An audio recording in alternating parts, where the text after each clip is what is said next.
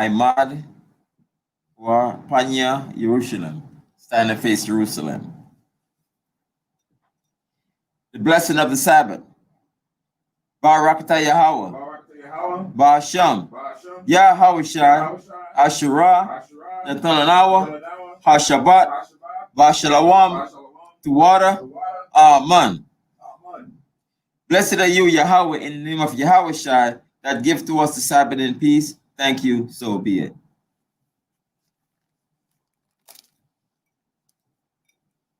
Psalms 121. Tahayalim, Maha, Ashariam, Akkad.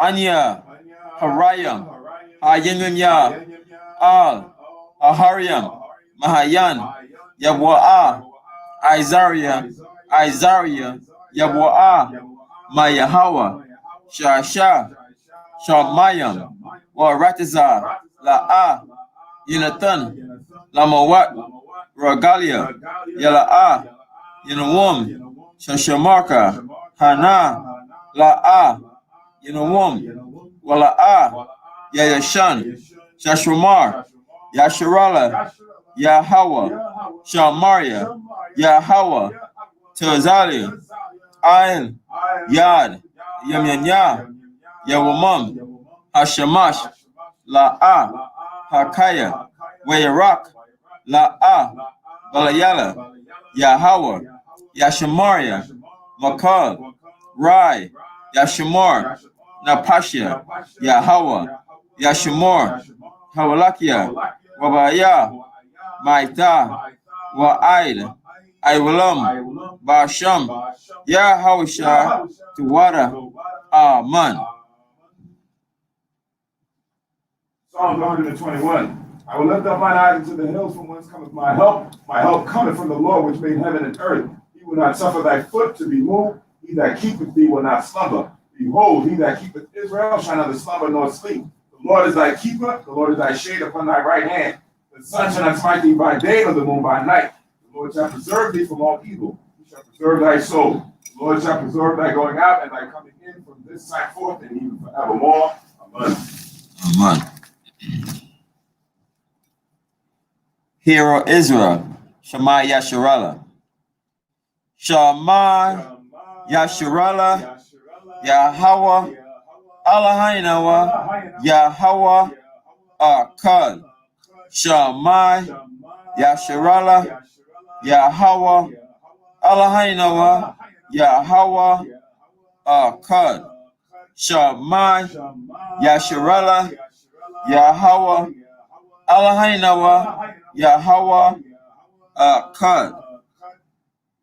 Deuteronomy 6 and 4. Hear, O Israel, the Lord our power is one Lord. Amen. Amen.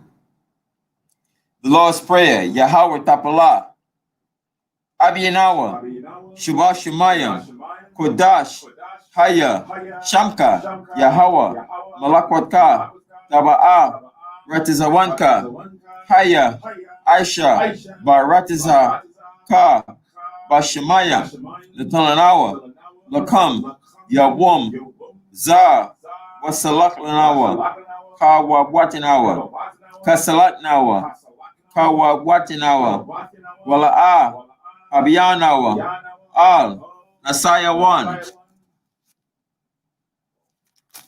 Abal, Awashinawar, Marai, Kaya, Laka, Amalakwat, Wa'ala, Wataparat, Loy Walam, Amen. Matthew 6 and 9. After this manner, therefore, pray ye, our Father which art in heaven, hallowed be thy name, thy kingdom come. Thy will be done in earth as it is in heaven. Give us this day our daily bread, and forgive us our debts, as we forgive our debtors. And lead us not into temptation, but deliver us from evil. For thine is the kingdom and the power and the glory forever. Amen. Amen.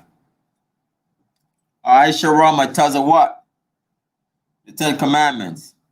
La'a, Yahaya, Laka, Alahayam, Akariam, Iponya, La'a, Daisha, Laka, Pasal, Wala'a, Dwabidam, La'a, Dalakwakat, Shamwa, Yahweh, Alahayaka, Lashawa, Zakar, At, Hayawam, Hashabat, Lakodashwa, Kabad, Abaka, wa Amaka, La'a, Taratizak, La'a, Tana'a, La'a, Taganab, La'a, Taina, Shakor, La'a, Takamad, Kal, Asherah, Laraika, Aman.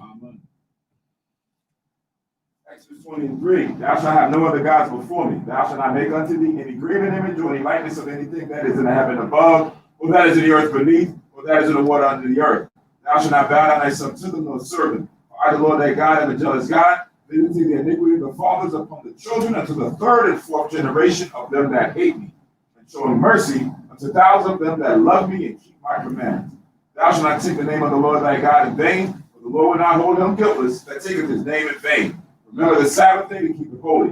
6 days shalt thou labor and do all thy work, but the seventh day is the Sabbath of the Lord thy God. In it thou shalt not do any work, thou, nor thy son, nor thy daughter, thy manservant, thy maidservant, nor thy cattle, nor thy stranger that is within thy gates. For in 6 days the Lord made heaven and earth, the sea, and all that in them is, and rested the seventh day. Wherefore the Lord blessed the Sabbath day and holiday. Honor thy father and thy mother, that thy days may be long upon the land which the Lord thy God giveth thee. Thou shalt not kill, meaning murder. Thou shalt not commit adultery. Thou shalt not steal. Thou shalt not bear false witness against thy neighbor. Thou shalt not covet the neighbor's house. Thou shalt not covet the neighbor's wife. Thou shalt not, nor his manservant, nor his maidservant, nor his ox, nor his ass, nor anything that is thy neighbor's. Amen. Amen. Yeshua be seated.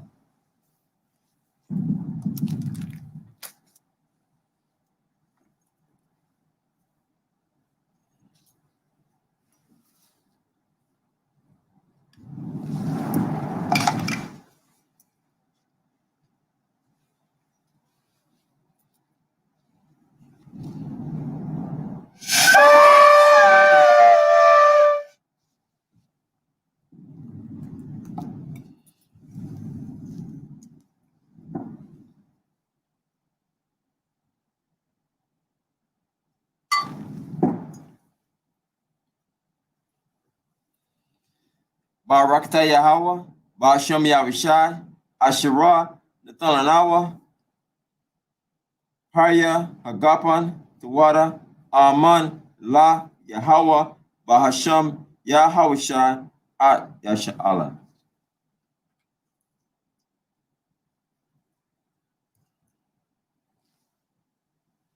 It said, blessed are you, Yahweh, in the name of Yahawashai, that give to us the fruit of the vine. Thank you, so be it, to Yahweh, in the name of Yahawashai, with Israel.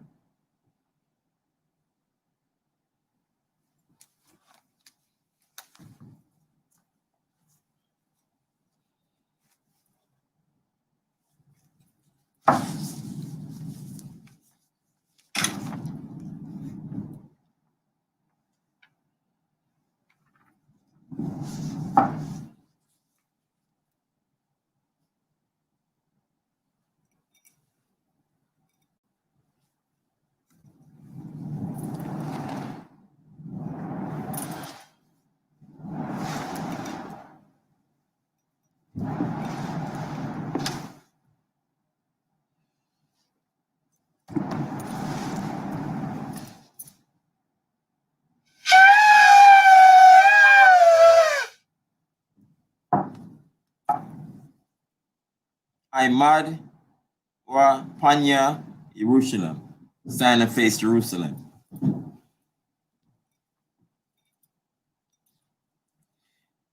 Barakata Yahweh, Hagadah, Rakawam, Abiyah, Wanara'a, Aliyawan, Malak, Shal, Shalmayam, Waratazah, Wakal, Tabaryam, Kayayam, Wagam, Amashiach, Mayahawa, Hadawanau, Ahabna, Hapalah, Yawaitizah, Yahawashai, Zakarnawa, Yahweh, Ratazawan, Imka, Yasha'ala, Azarnawa, Bana, Wasap, Yasha'ala, Al, Nanawa, Yamyan, Isa, Kayawamya, Makodam, Babgasha, Shalak, Maka'ala, Watazwadak, Alahayam, La, Maganawa, Rapanawa, Bashimor, Alnawa, Baikor, Shalak, Haroka,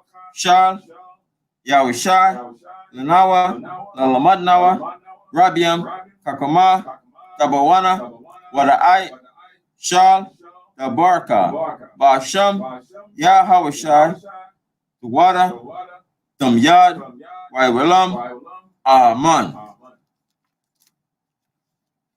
Blessed are you, Yahweh, the great, merciful, mighty, terrible, most high power, King of heaven and earth, and all things living, and also the anointed from Yahweh, our Lord, our friend, the wonderful counselor, Yahweh Shai. Remember us, Yahweh, favorably, your people Israel. Help us build and gather Israel. Most high, we beg you. Right now, like the days of old, please send Michael and the righteous powers to protect us, heal us, and watch over us. Mainly send the spirit of Yahushua to us to teach us much wisdom, knowledge, and understanding of thy word. In the name of Yahushua, thank you always and forever. So be it. Blessed are you, Yahweh, in the name of Yahushua, that give to us the law. Barakatah Yahweh, Ba'ashem Yahushua, Asherah, Nathanawa, HaTorah. Blessed are you, Yahweh, in the name of Yahushua, that give to us the light to see. Barakatah Yahweh, Ba'ashem Yahushua, Asherah, Nathanawa, Awar, Larawat. Blessed are you, Yahweh, in the name of Yahushua, that give to us a ramson to call the people. Barakatah Yahweh, Ba'ashem Yahushua, Asherah, Nathanawa, Quran, Hayal, Lakora, Ha'aim.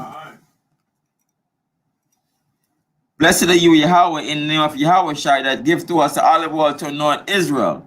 Barakatah Yahweh, Ba'ashem Yahushua, Asherah, Nathanawa, Hashaman, Zayat, Lamashak, Yasha'ala. Yashabwa, be seated.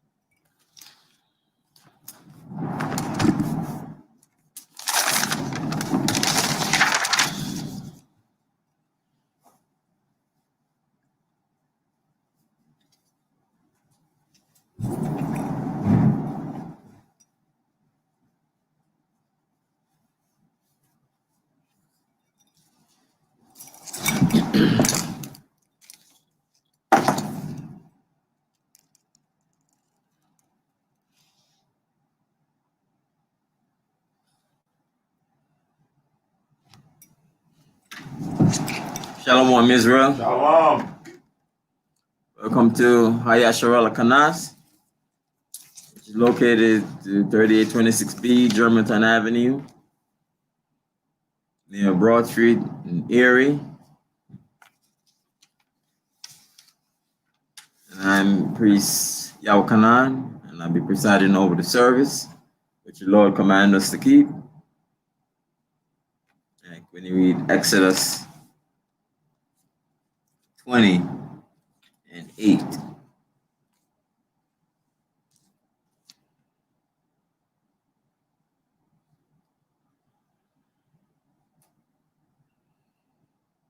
It says Exodus 20 and 8.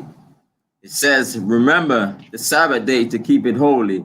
6 days shalt thou labor and do all thy work. But the 7th day is the Sabbath of the Lord thy God. In it thou shalt not do any work, thou, nor thy son, nor thy daughter, thy manservant, nor thy maidservant, nor thy cattle, nor thy stranger that is within thy gates. For in 6 days the Lord made heaven and earth, the sea, and all that in them is, and rested the 7th day. Wherefore the Lord blessed the Sabbath day and holiday. So it's the Sabbath day, which is Friday sundown to Saturday sundown. That's the Sabbath day. And today we're reading Ecclesiasticus 19 and 20. Which Ecclesiasticus, it was originally in the King James 1611, but many of you have this, the Apocrypha, in a separate book. But it was original in the translation, Old Testament, the Apocrypha, and the New Testament.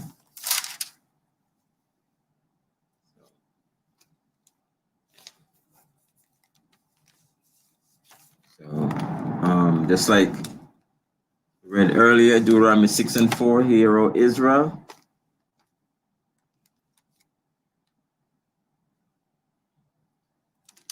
The Most High is calling, Israel, his chosen people, with a Black, Hispanics, and Native American, who Father is the same.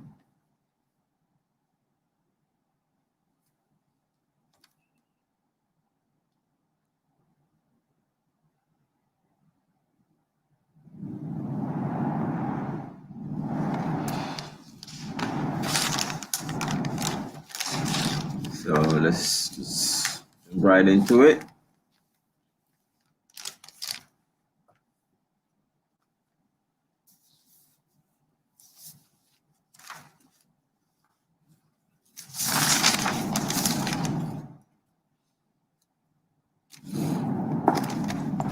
Ecclesiasticus, or Sirach, chapter 19, verse 1.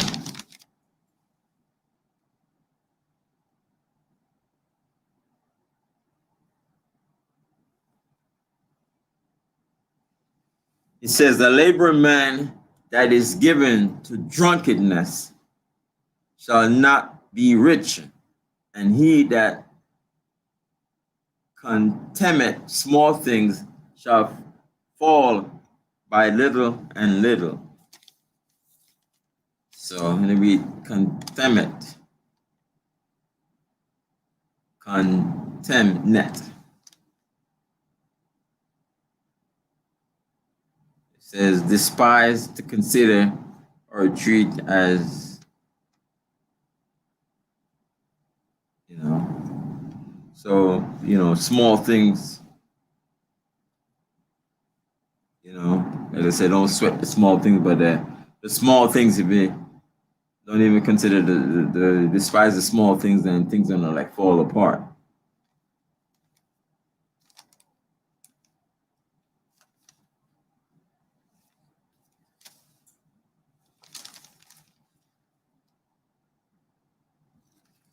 It says, verse 2, it says, wine and woman will make men of understanding to fall away, and he that cleaveth to harlots will become impudent.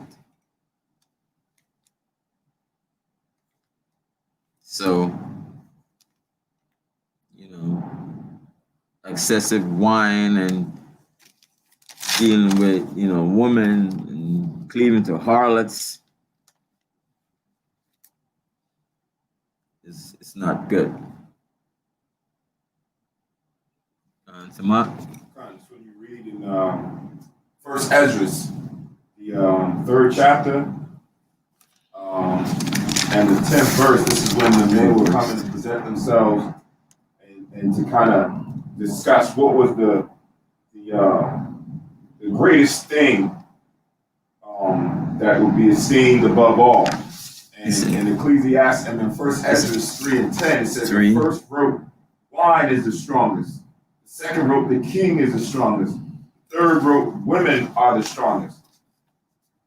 But it says, but of all things, truth beareth away the victory. So in that this position, one was thinking that wine, and another was thinking women. In this verse, it says wine and women. So if you combine the two together, right, and that's going to be a poisonous mix to kind of have somebody who does have understanding fall victim of sin, or fall weak in transgressions and temptations and things of that nature. So we do know that wine has certain benefits, but misuse will also have certain downfalls. Same thing with women. Women are a blessing. A wife is a blessing, but a daughter is a blessing. But at the same time, misuse will also cause you a downfall in sin. That's 3 and 10, right? Okay. But when you read all the way down through to the 4th chapter, from 10, it gives you the deeper synopsis. So that's First Ezra 3:10 all the way through to the 4th chapter.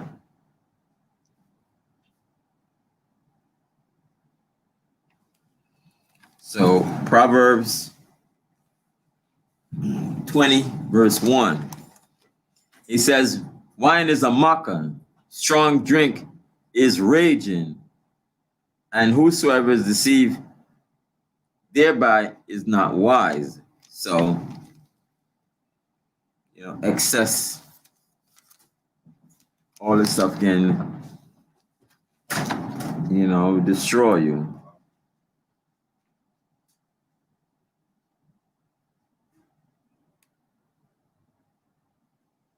And even Proverbs 31 and 3.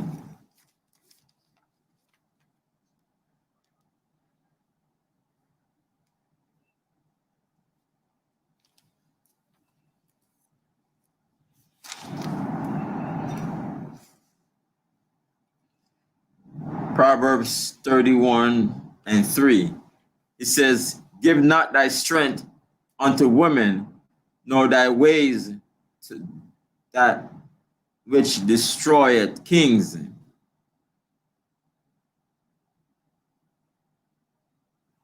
says, it is not for kings, or Lemuel, it is not for kings to drink wine, nor princes strong drink, lest they drink and forget the law and pervert the judgment of any of the afflicted.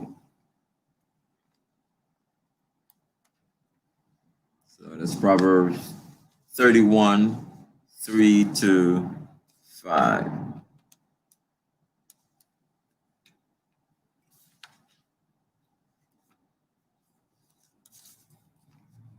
So back to Ecclesiasticus chapter 19.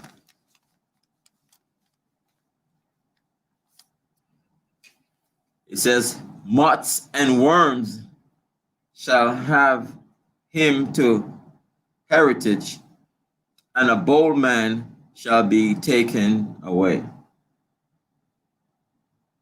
So basically you will destroy yourself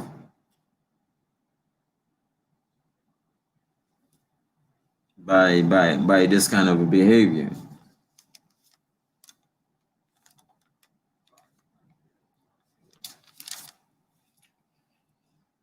So verse 4.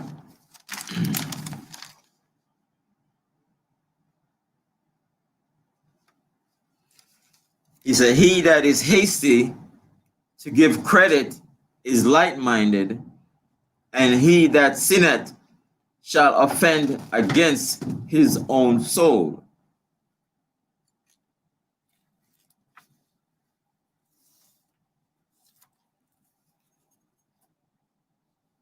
So if you're light-minded and you give people credit, it's not good.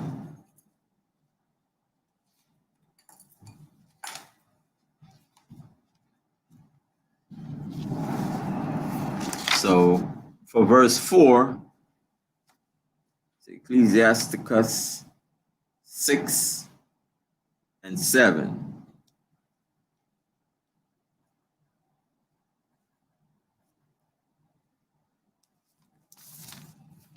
Ecclesiasticus 6 and 7.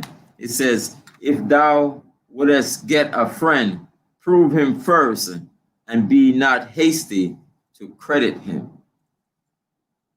So you have to prove your friend first instead of giving him credit, light-minded. You have to prove your friend first.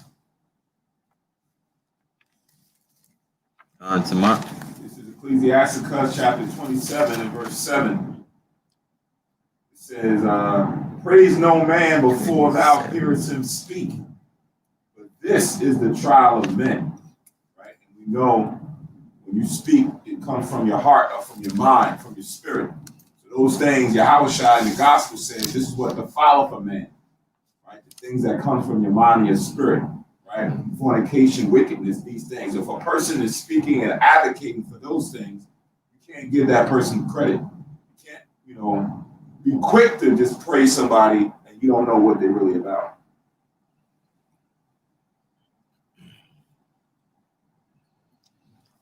Verse 5.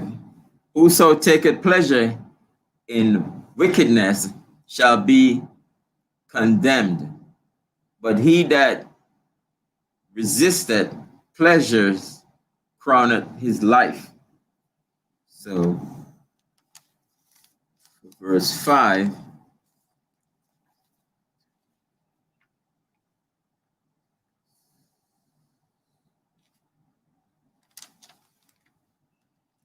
Verse 5, Ecclesiasticus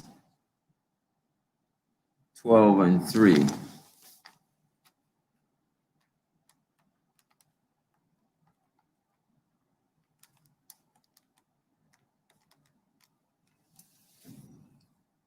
Verse 5, Ecclesiasticus 12 and 3.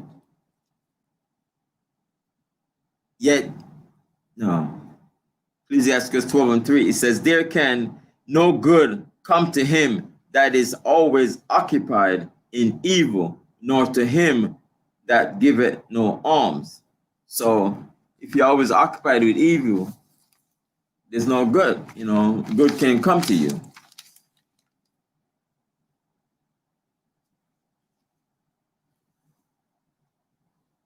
Pleasure and wickedness, all you're talking about is wickedness,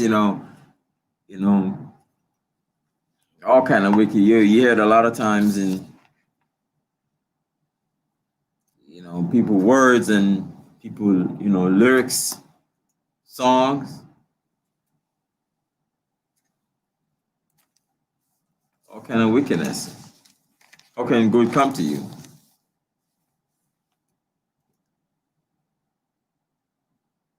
Verse 6, he that can rule his tongue shall live without strife, and he that hateth babbling shall have less evil.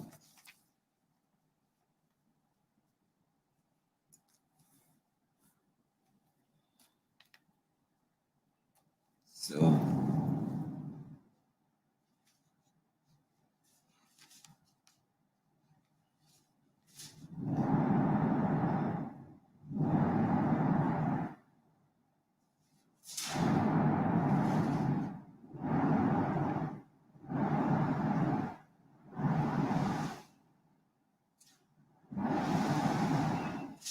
Proverbs 21:23.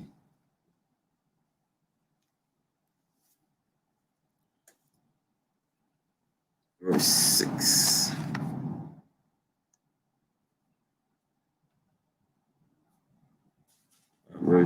Proverbs 21:23.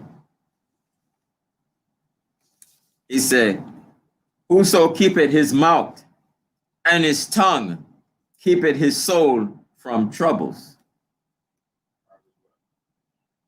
21:23.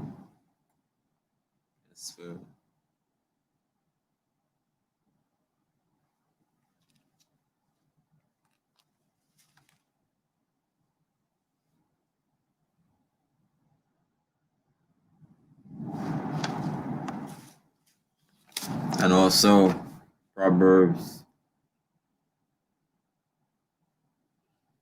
13 and 3. He that keepeth his mouth keepeth his life, but he that openeth wide his lips shall have destruction.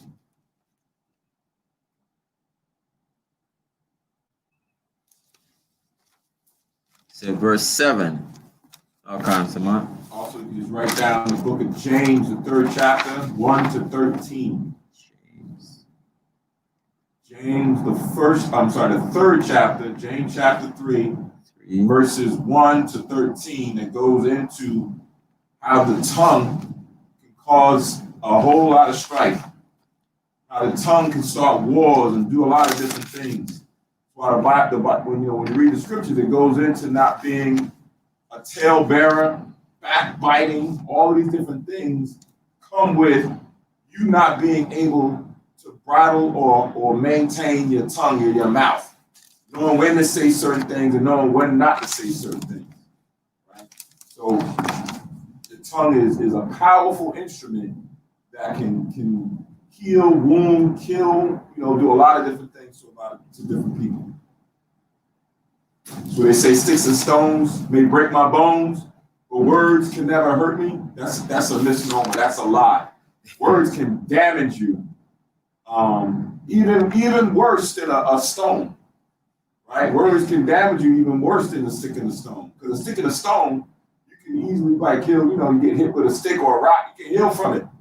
But words sometimes will stay with you for a while. Like somebody give you misinformation or put you down a certain thing, it'll be a lasting memory in your life.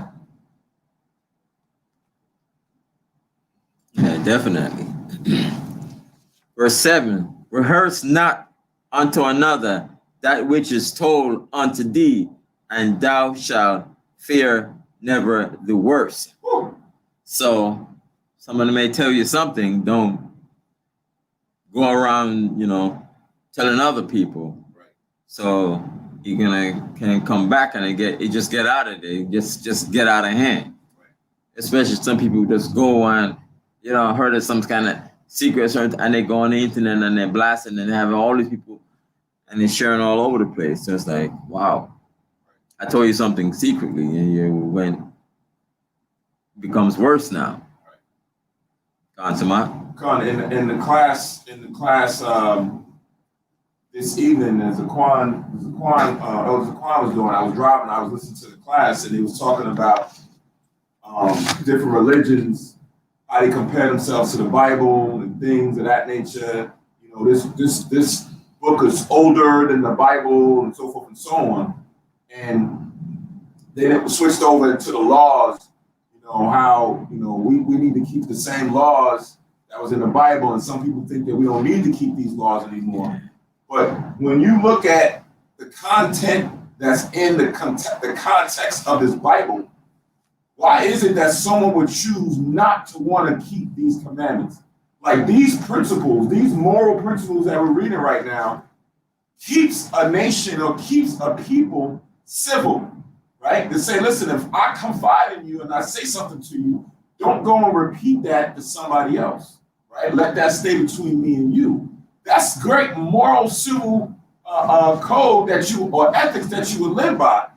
We've seen the backlash when you don't apply this, right? We see what comes out of people gossiping and fights break out. Somebody might get shot, stabbed, whatever that happened because they violated this principle. So when someone to come and say, yo, we don't need to keep these laws anymore. All we got to do is just love Christ and just say he's our Lord and Savior.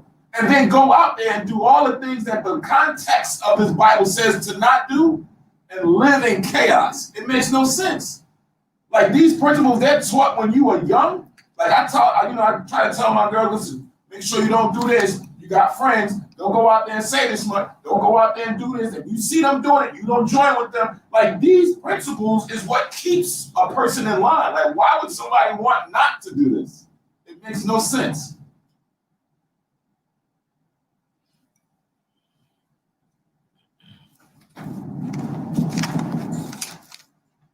Even with, I was saying John the Revelator, he was writing, whatever, Yahweh Jesus Christ was telling him everything to write, and he's writing everything. And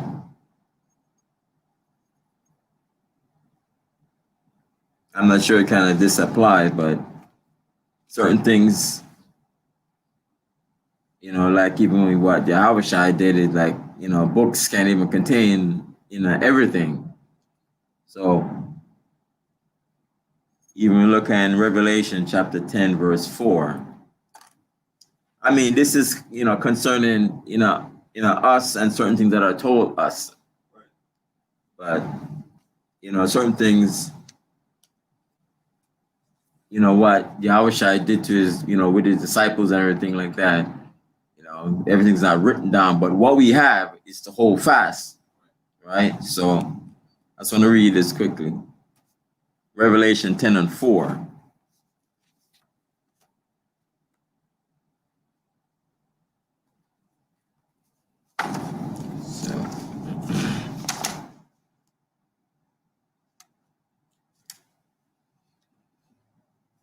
Revelation 10 and 4. And when the seven thunders had uttered their voices, I was about to write, and I heard a voice from heaven saying unto me, seal up those things which the seven thunders uttered, and write them not.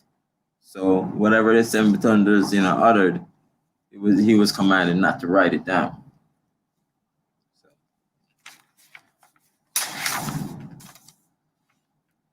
So coming back to verse 8. Even from verse 7, continue to verse 8, whether it be to friend or foe, talk not of other men's lives. And if thou canst without offense, reveal them not. You know, keep it to yourself, you know, between you and that person. Don't blast it out there. That's a heavy thing, because usually when you have a friend, yeah, that you prove them earlier. That's easier to never. Well, not even easier. It should be easier to never disclose secrets that you have with somebody else. But then when you now become an enemy, or y'all not on good terms, y'all have some type of disagreement, or that person did something wrong to you, now you feel that it's open season for you to go tell all their secrets. But no, whether you are cool with the person or you not cool with the person, don't disclose nobody's or air out anybody's dirty laundry. And usually that's what people want to do to now get back at the person, as the saying goes, hurt people hurt people. So if someone has done a trespass to you, you want to now go and make that person feel bad, or make them feel, you know, the same emotional feeling that you're going through. And the way to get at them is to go disclose their secrets or go do something wrong to them. Scripture tell you should not render evil for evil. Right? You shouldn't go and do something wrong to somebody just because you felt trespassed or you felt the way. No, that got to die with you, right? And that's, again, another great principle to have, to keep everything in alignment, like to keep order within your family and within your people, within your nation. Yeah. So whether it be friend or foe, talk it not. You know, other people's lives, other people's private lives, you know. Verse 9, for he heard and observed thee, and when time cometh, he will hate thee. So if you hear it out there, and then it's like, wow, I told you, see, you know, secretly, he's gonna hate you for that. You're gonna fall out. Verse 10, if thou hast heard a word, let it die with thee, and be bold, it will not burst thee. So, you know, let it just die with you. It's not gonna say, oh, I gotta tell somebody. It's not gonna burst you. Just leave it that way, you know. And some people's like, oh, I can't keep it. I can't contain it. I have to tell others or something. I have to go and make a video of it and put it out there. It's not gonna burst you.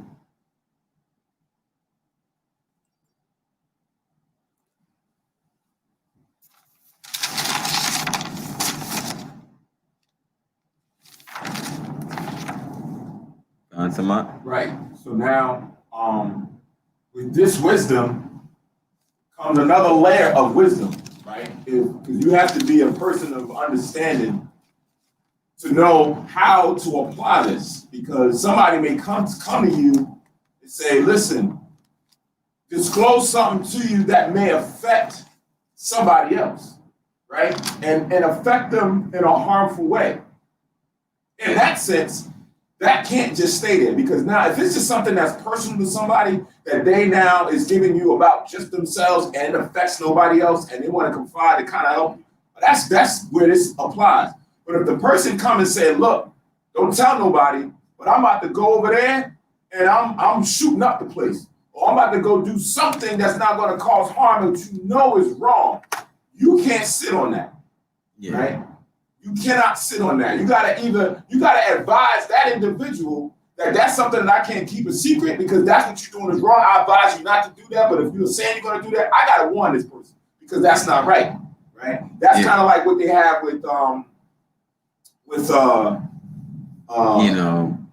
what do you call, like a therapist? Like you go to see a therapist or your lawyer, right? The lawyer is a therapist. They have the I forgot what they call it, some kind of oath. Even some Catholic churches. Yeah, some kind of oath. Even that they cannot, even if they know you wrong, you're a murderer, you this, you that, you confide in them about all these different things, they cannot go and disclose that to nobody, right? More, they're not supposed to disclose to the cops, to nobody, whatever. But in this sense, that's not right, because now you're going to allow that person to suffer sin and harm upon somebody else, and you can't do that. This is just personal relationship type things that you may have, that, you know what, I want to confide in you. I got an alcohol problem. So, I'm letting you know so that when I'm around you, but don't tell nobody. I'm still dealing with it. All right, cool. I'm going to watch you. I'm going to deal with you with this advice. Certain things like that applies. But when it affects or offends anybody else indirectly, or community, right? Or the community, then that becomes a problem. That cannot be held secret and nobody else knows. And then all of a sudden somebody else gets harmed. And then it's like, hold on, man, you didn't advise, you didn't warn. Sometimes you could be accessory to it too. Right. Because you know. Sometimes he may turn around and say, I told him, Right. So on and so forth.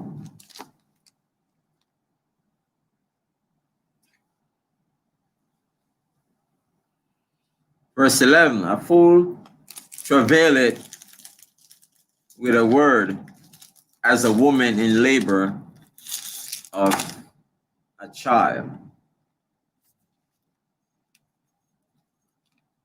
So, with a word, he's struggling with this word, because, eventually it's going to come out, because a woman laboring with a child, it's going to come out. So he's struggling with the word. Yeah, he's struggling with it. He's like, oh, man. He can't hold it. Like nowadays, is he like, I could put it on social media. I gotta put it out there. I tell everybody, oh no, don't say anything. So like if when you in that position, like when somebody come and tell you something and they confide in you and say, don't say nothing, but now your spirit is starting to change where you like, oh man, I gotta tell somebody. Like you start having these thoughts, now you acting foolish, right? Because it just says a fool travaileth with the word. Now you wrestling with yourself to go and tell somebody like, shit. Now you acting foolish. So this is kind of to warn you when you are in that position, when you now have crossed over from being a man or a woman of understanding to now being a foolish person that can't contain or control their spirit or their tongue, right? And now you got to work on that. Now you got to seek guidance and prayer and things of that nature so that it doesn't get the best of you. And you offend yourself and then you offend somebody else. Yeah, even but a woman in labor, she's like, oh, she's going all this, these pains, and it's gonna come out. The child's gonna come out eventually. Verse 12, as an arrow that sticketh in a man's thigh, so is a word within a fool's belly. So So the word is in a fool, he's just gonna go out there and just blast it out there.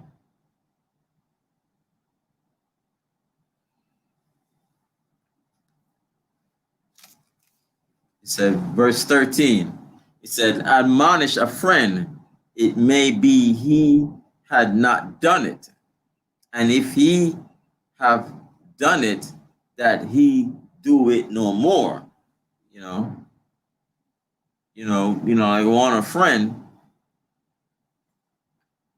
because maybe he didn't do it. You say, what are you talking about? Oh, I didn't. And if he did it, don't do it anymore.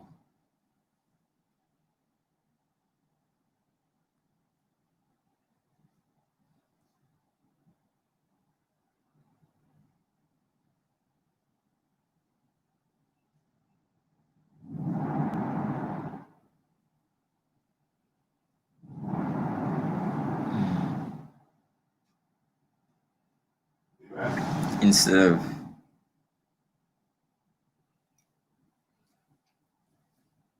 you're gonna talk to a friend about it, because sometimes you may hearsay or whatever, or you talk to the person about it.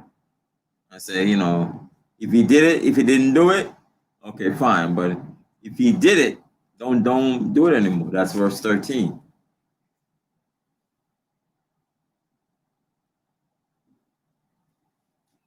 In verse 14, it says, admonish thy friend, it may be he had not said it. Same thing again. And if he have, that he speak it not again. So same thing again. Maybe he didn't do it. He didn't say it. And if he did, don't do it again. Okay, come to Matthew chapter 18, verse 15, and go verses 13 and 14. This is Matthew chapter 18 and 15. It says, moreover, if thy brother shall trespass against thee, go and tell him his fault between thee and him alone. If he shall hear thee, thou hast gained thy brother. So saying the same thing. If somebody has offended you, that you go and admonish him. You explain to him what happened. And if he hear you, then he's going to realize that, I'm sorry, Salaki, I apologize. I'm not going to do that again. That's the same thing that Yahushua now is re-emphasizing. But in certain times, a person may not see that they've done something wrong. So Yahushua continues on to bring in more and more witnesses in order to bring justice to the matter, so that it won't cause continual friction within the people and let everybody judge on the matter if you need to go to those lengths. Right? That's kind of somewhat how Esau tries to do his system, where you go to the city, you go to the state, then you go to the federal level, then you go to the Supreme Court level. So it's kind of like you start small, and if it just becomes a problem, then you go into the larger court, the larger community, in order to rectify the problem. But in this case, it's just like 2 or 3 or more. If they don't hear them, then you bring it to the congregation deal with it and so on. But the rule of thumb is that you go to that person, admonish him between you and him alone, and if the matter's resolved, beautiful. You gained your brother, and he'll never do it again, or your sister, and they won't bother with it again. Yeah. So verse 15, admonish a friend, for many times it is a slander, and believe not every tale. So it could be just a slander, you can't believe everything that's out there. If people want to scandalize him and whatever, That's like King James. King James was slandered, right? It was slandered to being a man that was into homosexuality. So people will slander the man to now discredit him, which now discredits the Bible, because they say that that's what he was about. But he never advocated for any type of homosexuality. He never advocated for that. And this was back in the time when homosexuality was prevalent amongst all the other different nations that was around that time in Europe. So why would it be that he was gonna, keep it in the closet if that's what he was about? He would have fit right in with everybody else. But they wanted to slander this man because he didn't give them the opportunity and credit that they wanted. So they thought to cut him down back then to kind of dismiss his position and his authority and things of that nature. And that didn't even happen until hundreds of years after he died, right? That wasn't like while he was alive they were saying that. That was after the fact. So you can't go out there and just believe every old thing that you hear without doing a diligent research. Yeah. Verse 16, there is one that slippeth in his speech, but not from his heart. And who is he that had not offended with his tongue? You know, we all slip once in a while, you know, with our tongue. And, you know, didn't mean to say it. So, you know, we all do it. And it happens at times. And, you know, people want to like take something and run with it and try to slander. So who have not done it? He said, verse 17, admonish thy neighbor before thou threaten him, and not being angry, give place to the law of the Most High. So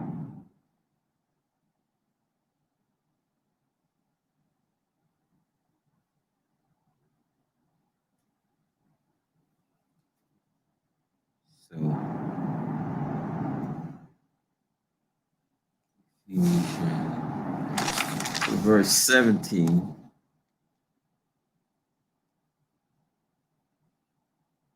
Ephesians 4:26.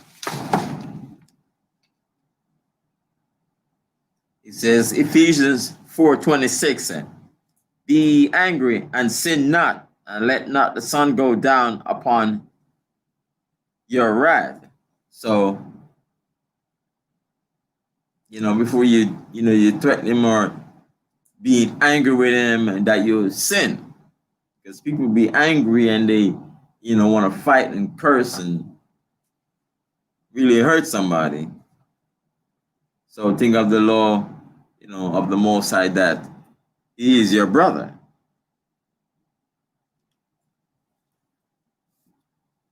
Okay, sometimes you see people out there just wilding out on each other, just going crazy, and remember that, you know, he's your brother. And this is not good.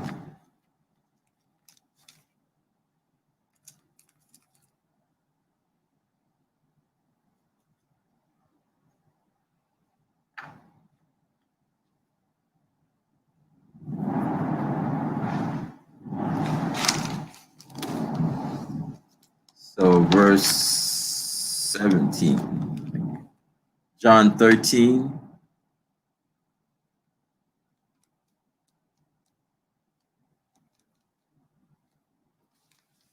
John 13:34. A new commandments I give unto you, that ye love one another, as I have loved you, that ye also love one another. Verse 18, the fear of the Lord is the first step to be accepted of him, and wisdom obtaineth his love. So, you know, the fear of the Most High, and, you know, the love your neighbor as yourself. So you think about the fear of the, you know, of the Most High, and you think that commandment to love your, you know, to love your brother, like a new commandment, you know, to love one another. So you wouldn't want to curse him out or harm him or slander him. You think about the Most High.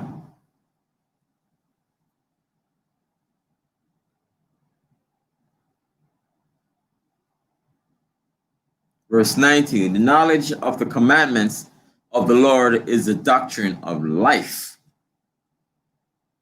And they that do things that please him shall receive the fruit of the tree of immortality. So,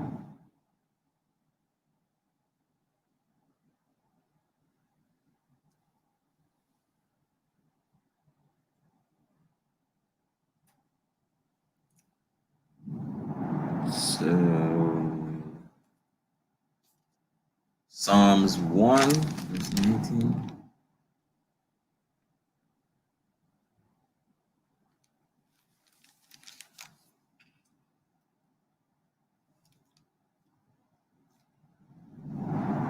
The tree of immortality. Psalms 1, verse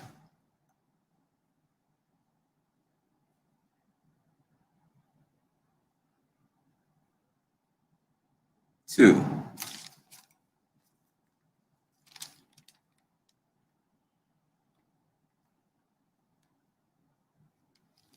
Psalms 1, verse 2. But his delight is in the law of the Lord, and in his law doth he meditate day and night. And he shall be like a tree planted by the rivers of water, that bringeth forth his fruit in his season. His leaf also shall not wither, and whatsoever he doeth shall prosper.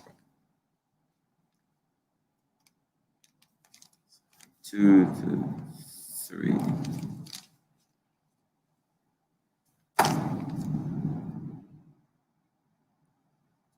Verse 20. The fear of the Lord is all wisdom, and in all wisdom is the performance of the law, and the knowledge of his omnipotency.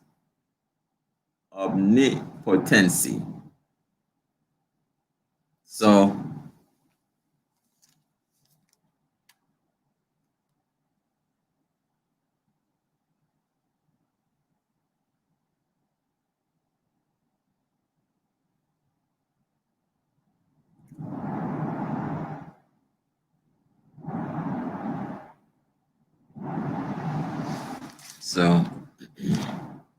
Proverbs 9 and 10, verse 20.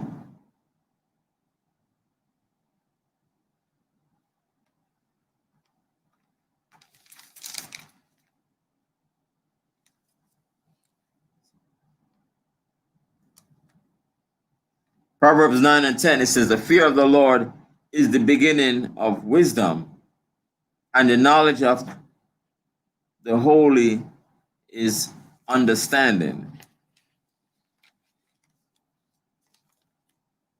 So you're going to fear of the Most High.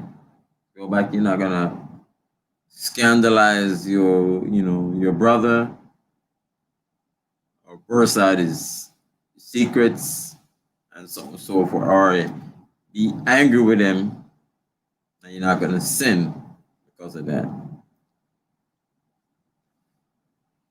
Verse 21, if a servant say to his master, I will not do as it pleaseth thee, though afterward he do it, he angereth him that nourisheth him. So he's feeding him, and he's paying him to do a service, and by saying he's not going to do it, you're gonna anger him, and later on then you're gonna do it. So you're just like wasted his time, because he's already upset that you say you're not gonna do it, and then later on you're gonna do it. So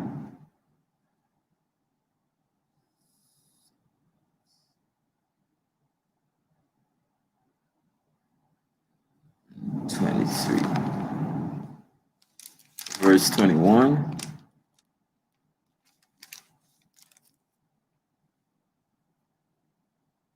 So as a master and a servant here, right? Verse 21, you went to Psalms 123. Psalms 123, verse 2. He said, behold, as the eyes of servants look unto the hand of their masters, and as the eyes of a maiden unto the hand of her mistress, so our eyes wait upon the Lord our God, until that he have mercy upon us. So he should be more respectful to his master here, because he looked for him for his pay and etc. So he don't want to, cut off his pay here, because if he says he's not going to do it, sometimes you hear that masters just fire their servants on the spot like that. Then the servant come out, oh, I'm going to do it, I'm going to do it. So it's just a waste of saying words here that the servant is doing, because he know that he's going to do it later on, but he's going to anger the master here. Verse 22, the knowledge of wickedness is not wisdom, neither at any time the counsel of sinners prudence. So you want to know all kind of knowledge of wickedness and going into deep things of Satan and so on and so forth is not wisdom. You don't want to go in there, because you can end up getting caught up in it.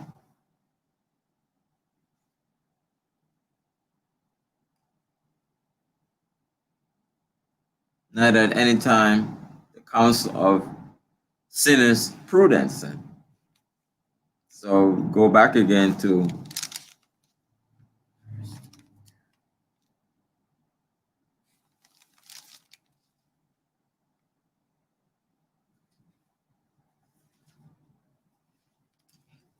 Psalms 1, verse 1.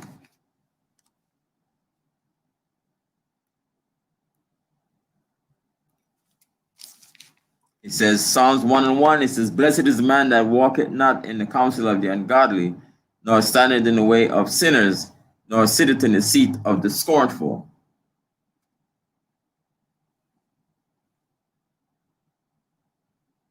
You want to be wise, but not in wickedness and ungodliness. Verse 23, there is a wickedness and the same an abomination, and there is a fool wanting in wisdom. So for a fool to be in all kind of, knowledge of wickedness and not being wise, you're going to be lacking that wisdom. You're going to be as a fool. Verse 24, he that had small understanding and feared God is better than one that had much wisdom and transgresseth the law of the Most High. So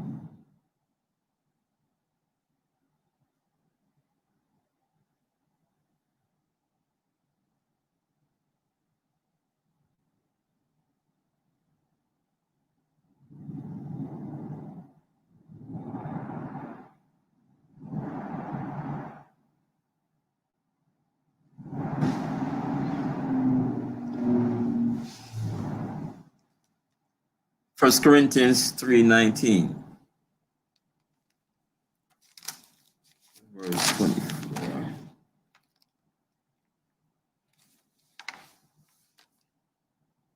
First Corinthians.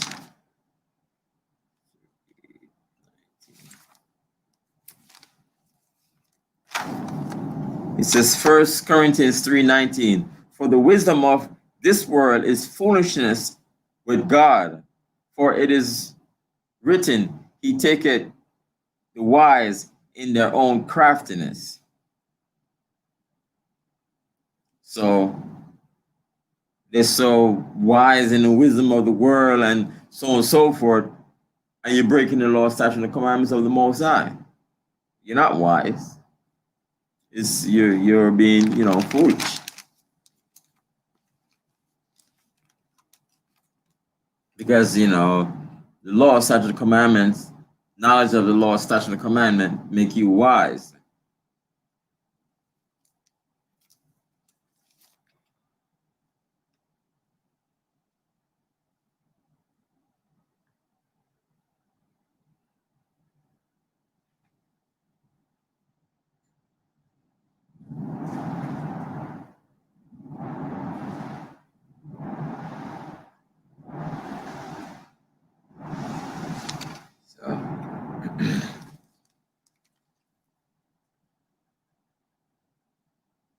So Deuteronomy 4 and 6.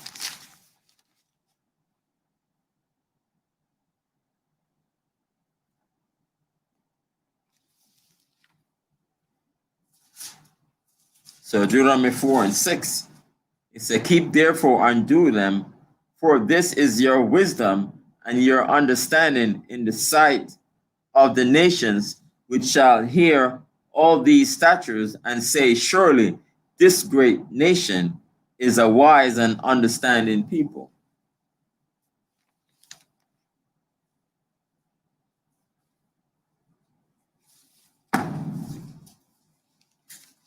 So you want to have wisdom and not transgress the law of the Most High.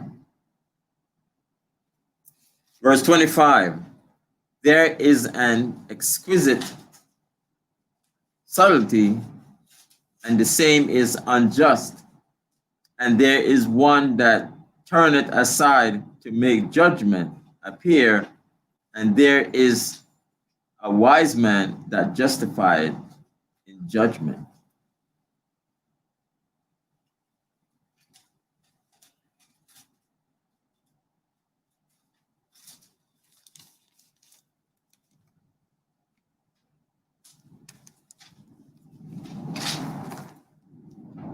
So if you have the statute and commandment, you could make wise judgments.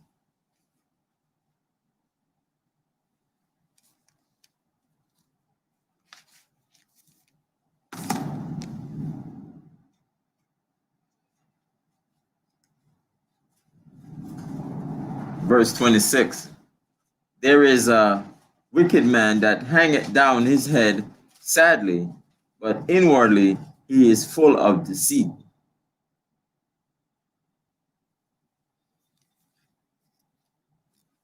So it's just, outward appearance that is hanging on his head,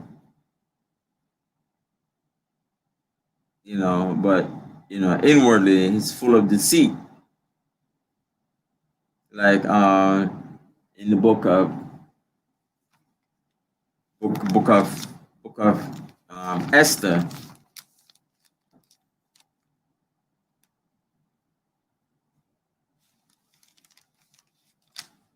in the book of Esther, when Haman heard that Mordecai, was going to be chosen instead of him,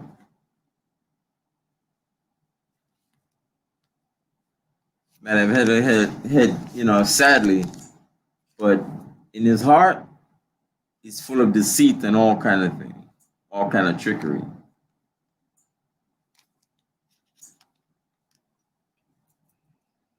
Verse 27, casting down his countenance and making as if he heard not, when he is not known, he will do thee a mischief before thou be aware. So verse 27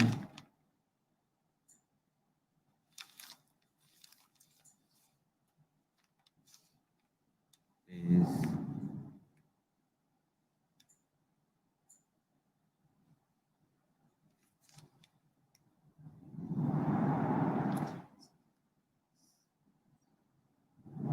so Genesis chapter 4, verse 6.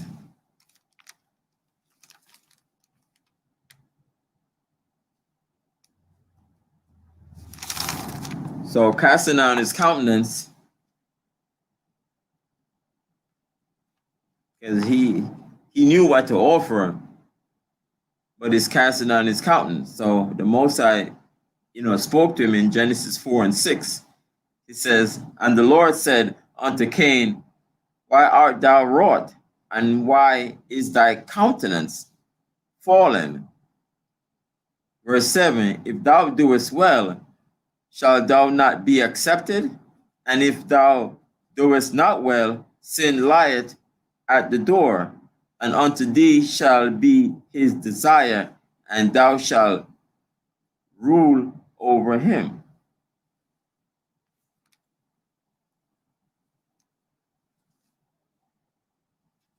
Six to seven.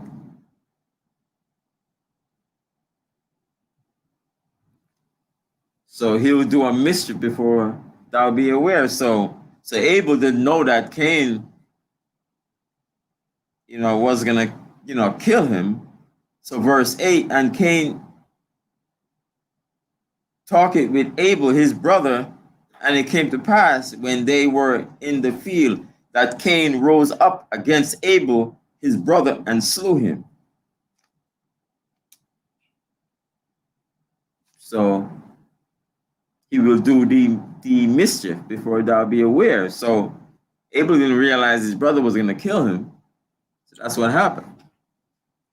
His countenance was fallen, so he ended up becoming a murderer. Verse 28. And if for want of power he be hindered from sinning, yet when he findeth opportunity, he will do evil. So when Cain found that opportunity, he killed his brother.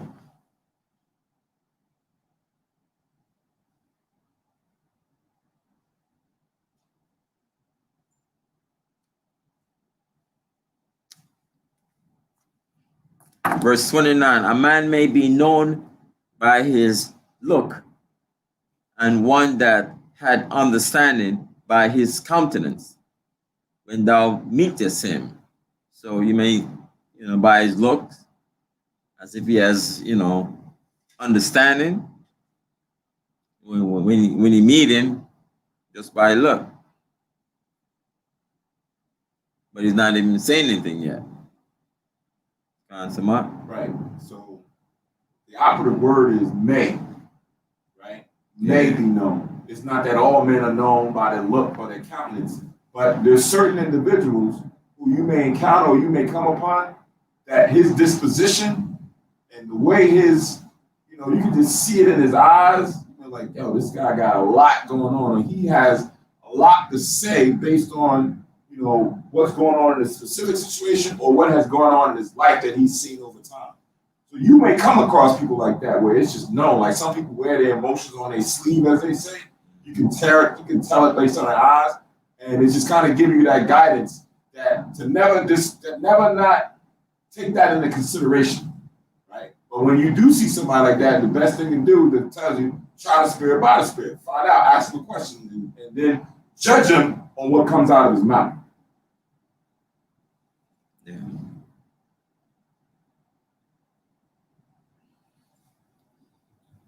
Verse 30, man's attire and excessive laughter and gait show what he is. So, by his clothes and excessive laughter and the way he go about himself show that what he is.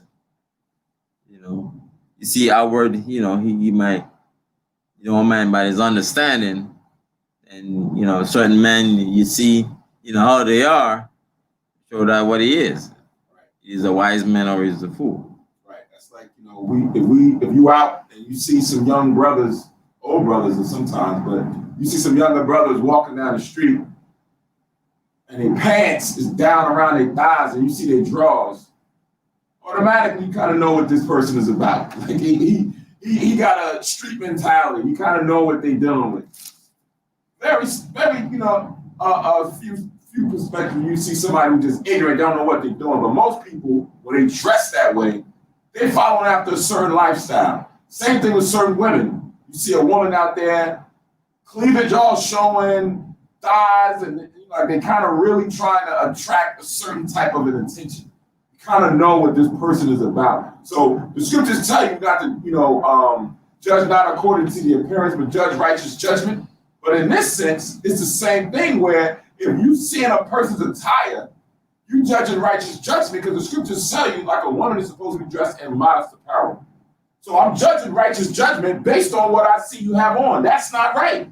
I'm not just going off the cuff because I see you have, a string around your neck, and I'm going to assume something because there's no scripture that says if someone has a string around their neck, then they're evil. No, I don't know. So let me go and not assume, but inquire and inquisite on what's going on. But if I do see something that on the surface, what I see, based on what they have on, then I see somebody walking out the street with an ankh on their neck. Yeah. I know what he is. I know what he's dealing with. He got an ankh on. All right, cool. This person got a kufi on his head, right? And he got a long thing down. Okay, I know what he about. He in Islam, like he heavy into this thing. So the attire and your appearance can convey that message.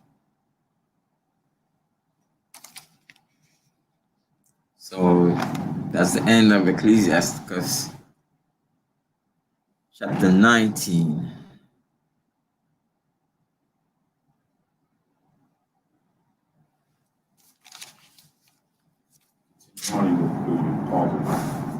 I think may continue. Okay.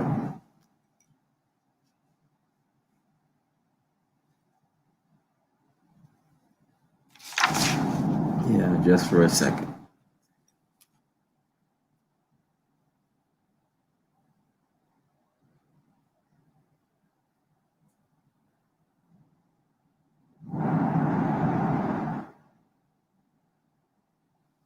So what, you want to continue or you want to give it a break? Just for a couple of minutes. You can tell everybody as well. Yeah, I'm gonna start chapter 20 for a couple of minutes.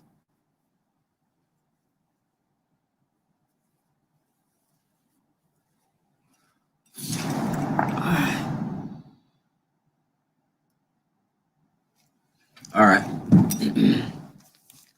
We're back. We're doing Sirach, Ecclesiasticus chapter 20, verse 1.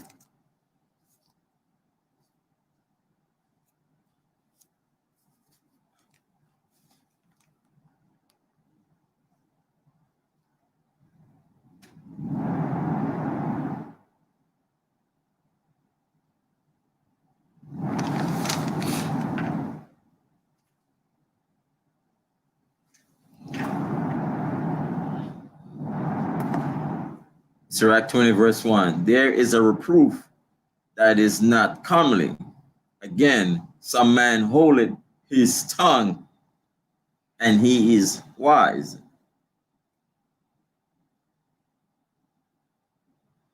So there's a disapproval or blame that is not right, but some may, like hold his tongue and he seems to be wise. Or he's hold his tongue and he is wise. So he's gonna not do it right away.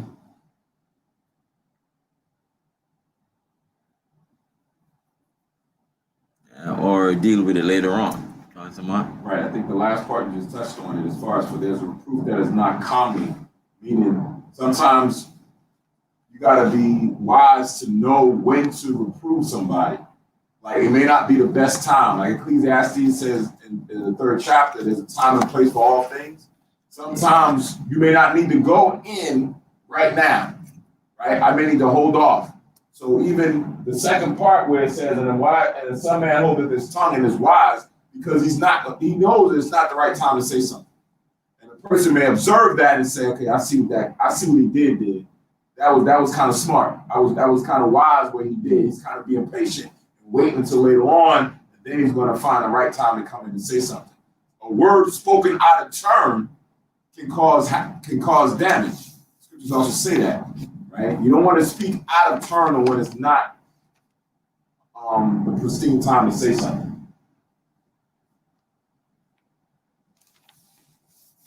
Or you may have, someone else, deal with it,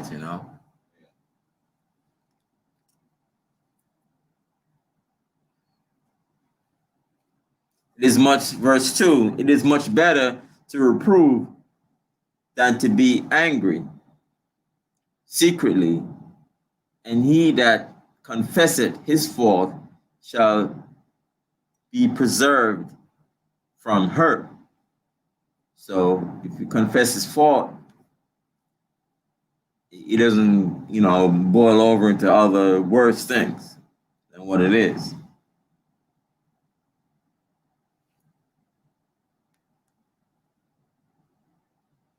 It said, confess your faults to one another. Right?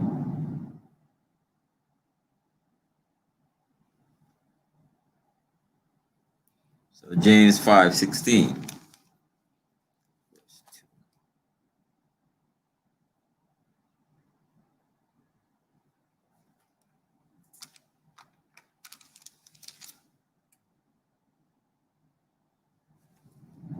He say, James 5:16, confess your faults one to another and pray one for another that ye may be healed. The effectual fervent prayer of a righteous man availeth much. So you confess your fault to one another, so it doesn't snowball into something that you be preserved from hurt. Because words can hurt people. You come back and say, you're sorry, so you don't get any kind of hurt. He says, verse 3, how good it is when thou art reproved to show repentance, for so shalt thou escape willful sin. So when you're reproved, you should, then repent.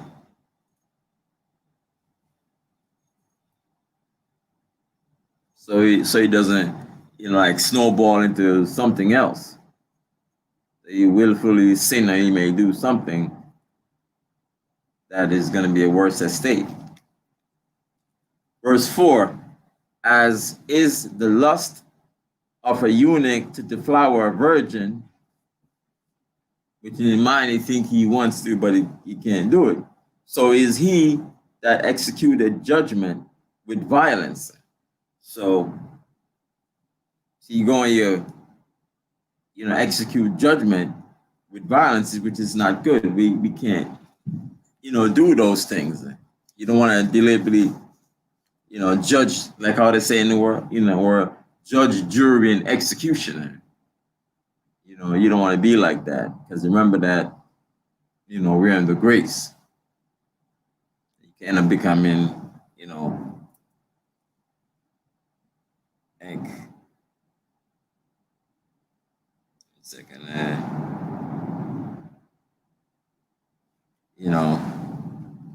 like John, 1 John 3:15,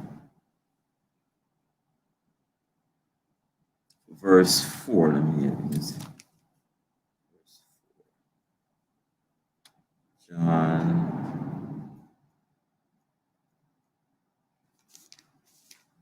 1 John 3:15. Whosoever hated his brother is a murderer, and ye know that no murderer had eternal life abiding in him.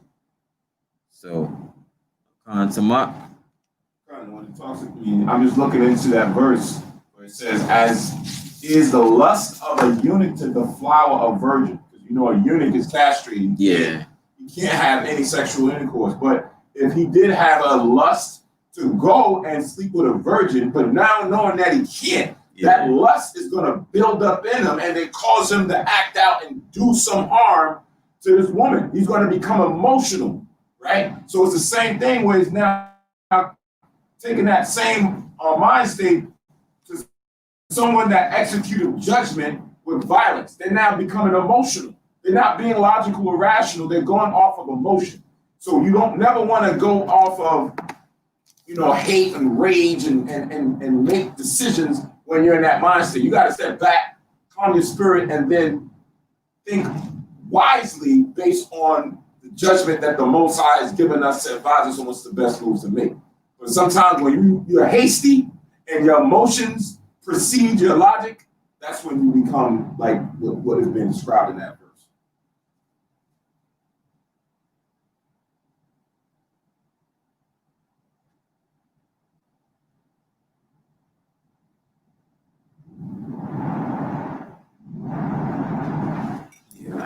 For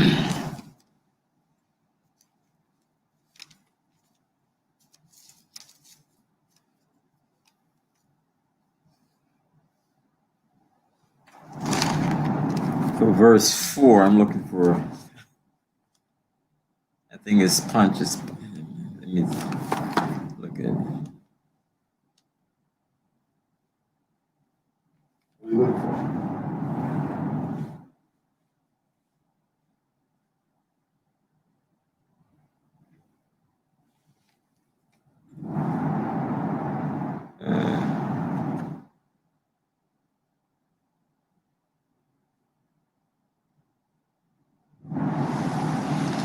John 18:31.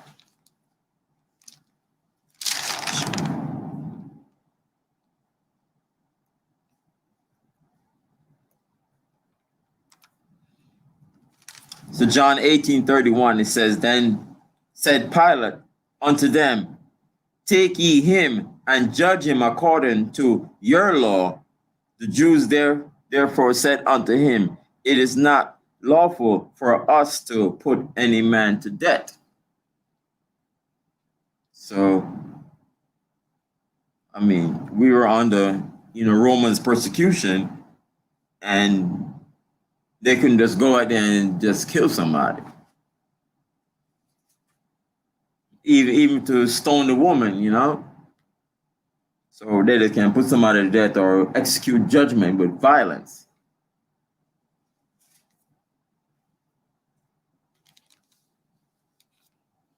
Verse 5, There is one that keepeth silence and is found wise, and another by much babbling becometh hateful.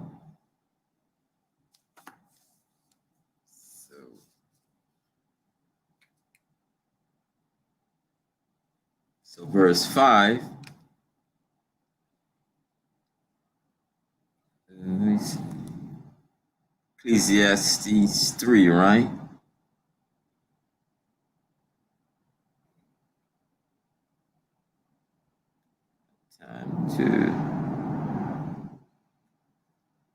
Is it time to speak?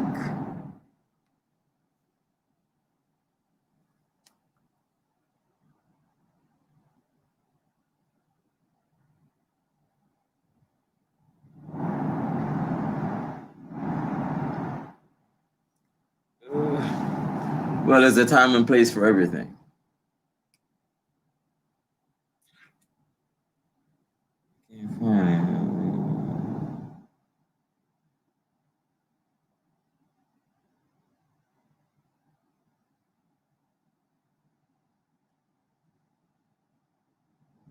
Yeah. So you keep it silent, and it's found wise. There's a time and place for everything. So somebody's gonna go, rambling, saying all kind of stuff on top of his head, and it become, hateful. There's a time and place for everything. So verse 6.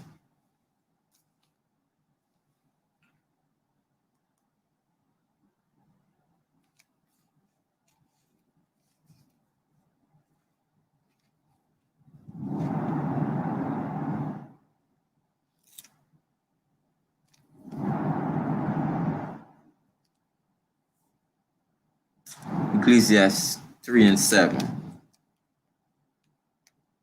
Verse 5.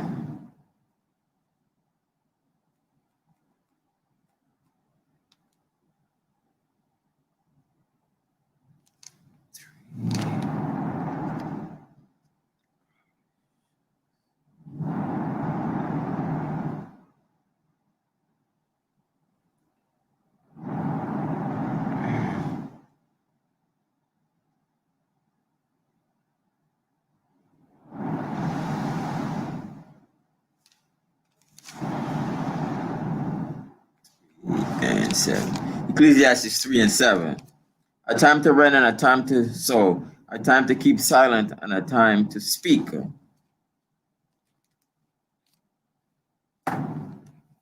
So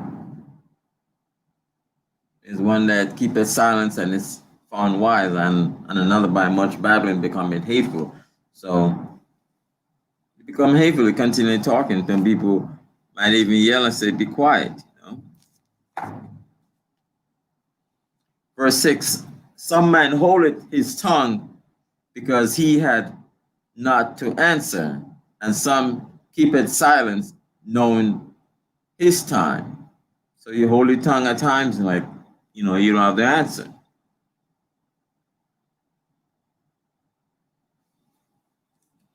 Verse 7, a wise man will hold his tongue till he see opportunity, but a babbler and a fool will regard no time. So even sometimes doing engagements, people are talking and they give each person a time to speak. You have X amount of time to speak, and that's it. Then the moderator might say, oh, your time is up. Time for the other person to speak now. Not continue to over your time when another person has time to speak. Verse 8, he that useth many words shall be abhorred. Continue talking, people are going to hate you for that. And he that taketh to himself authority therein shall be hated. Instead of the authority given to him, he's going to take it to himself authority. Verse 9, there is a sinner that had good success in evil things, and there is a gain that turneth to loss. So doing evil things, and it seems, they're having a success in doing evil things, doing wicked things. So in the end, it's going to all turn to loss.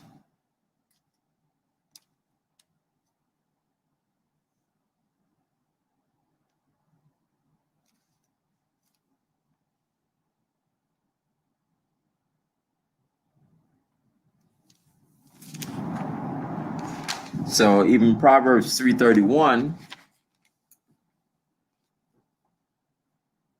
verse 9,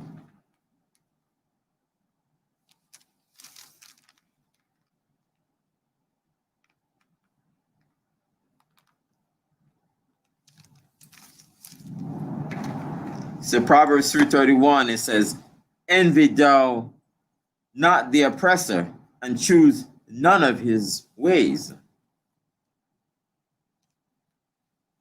So they're doing all kind of wickedness, to get what they have.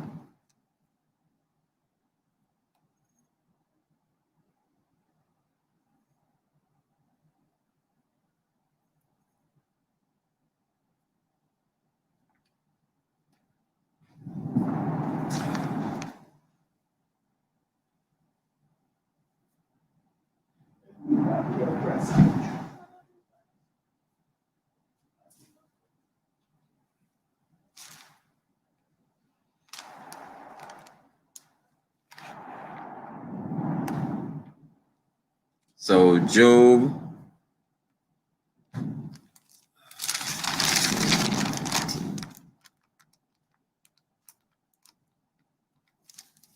so Job 20:15, it says, he has swallowed down riches, and he shall vomit them up again. God shall cast them out of his belly.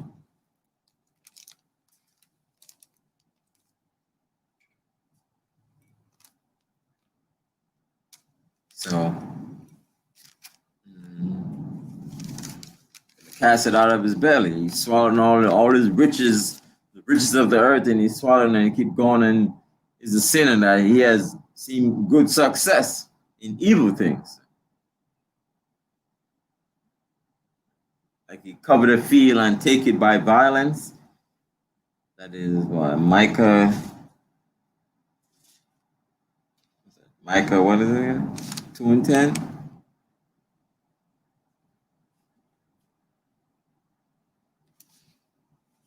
Micah 2. Micah 2 and 2.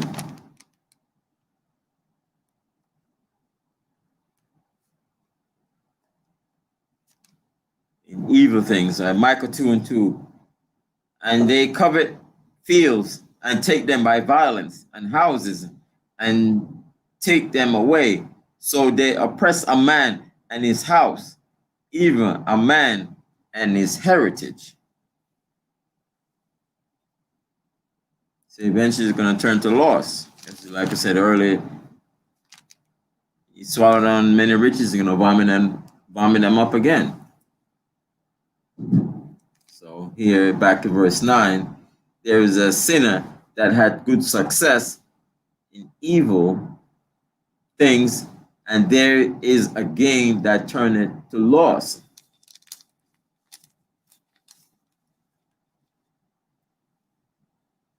Verse 10, there is a gift that shall not profit thee, and there is a gift whose recompense is double.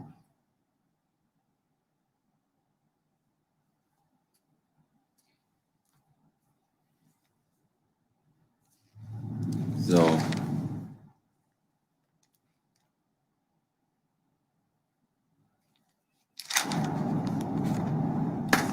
like it says, a gift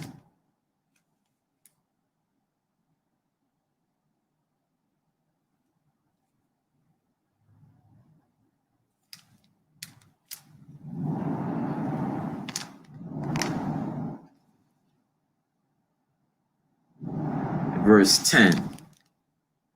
Verse 10. It's Ecclesiastes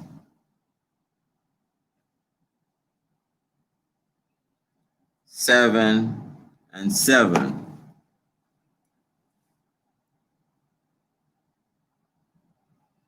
It says, Ecclesiastes 7 and 7. It says, surely oppression maketh a wise man mad, and a gift destroyeth the heart. So it's a gift that shall not profit thee, and there is a gift whose recompense is double. So it's not gonna profit you when it seems as if you're doing all good and everything, but you get a gift, but it's not good for you. Verse 11, there is an abasement because of glory, and there is that lifted up his head from a low estate.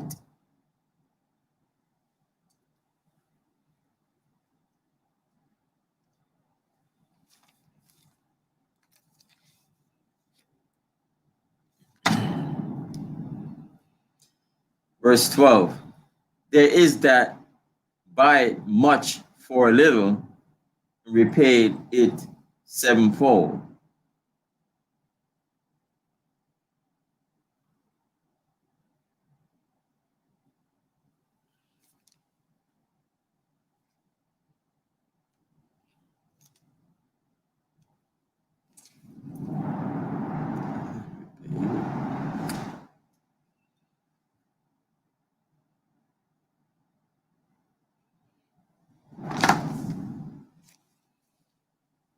Verse 13.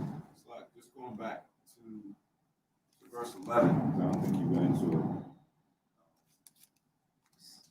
In verse 11, it says that there is an abasement because of glory, and there is that lifted up his head from a low estate. So when we read back in Ecclesiasticus chapter 2, verse 11. Right. Ecclesiasticus chapter 2 and 11. 2 and 4. It says, whatsoever is brought upon thee, take cheerfully and be patient when thou art changed to a lower state, right? So sometimes you gotta be brought down before you can be brought up high, right? You gotta take that step back, one step back before you can take the 4 steps forward. So that's, on a carnal level, people will see that they have a job and then they lose the job and they feel remorseful. And then all of a sudden they find out they got a better job that was better than what they had before, paying more money and in a better situation. They have a higher authority. So sometimes you gotta take low in order to be esteemed. You gotta fulfill that position. You gotta, in the eyes of a lot, take that weight and just say, okay, fine. And then others will lift somebody up out of that position when they have that authority to do that. So that's why the Most High says that we got to be accepting of certain things and certain fates that may come in order to exceed and get greater things later on, right? And that comes with being frustrated and impatient and not understanding the full potential of Most High's will. We just got to let the Most High do his thing in order to fulfill certain things.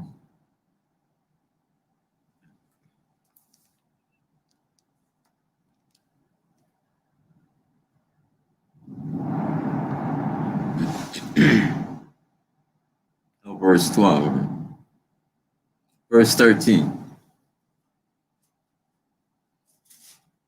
Verse 13. A wise man by his words maketh him beloved, but the graces of fools shall be poured out. So a wise man, according to with the scriptures, making him beloved. So keeping law, statutes, commandments, and that he's beloved is in the truth and know the Most High law, statutes, and commandments, and teaching it.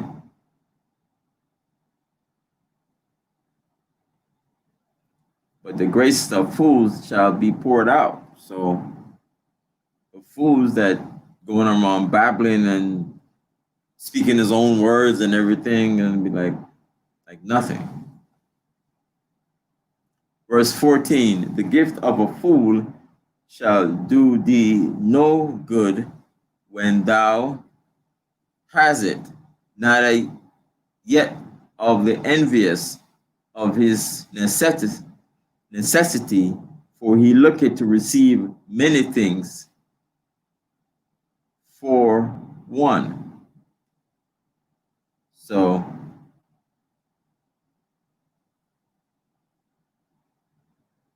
sometimes you hear a lot of bribery and gifts and so on and so forth, and they're looking to get things for it. So you get up caught in a situation from a fool that is not even good for you.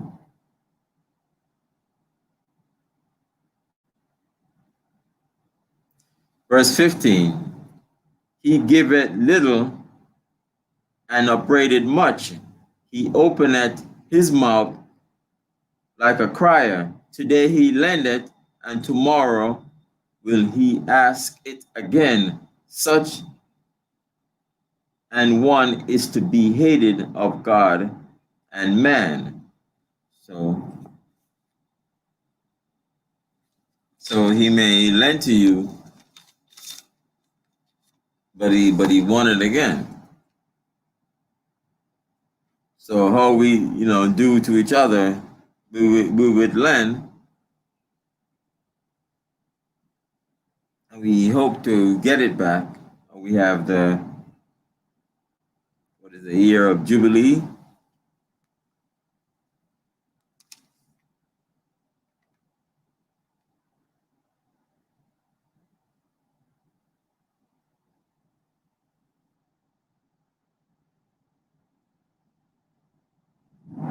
Like this kind of goes into, and we read in Ecclesiasticus 18:18, Ecclesiasticus 18:18, where it says, a fool will upbraid churlishly, and a gift of the envious consumeth the eyes.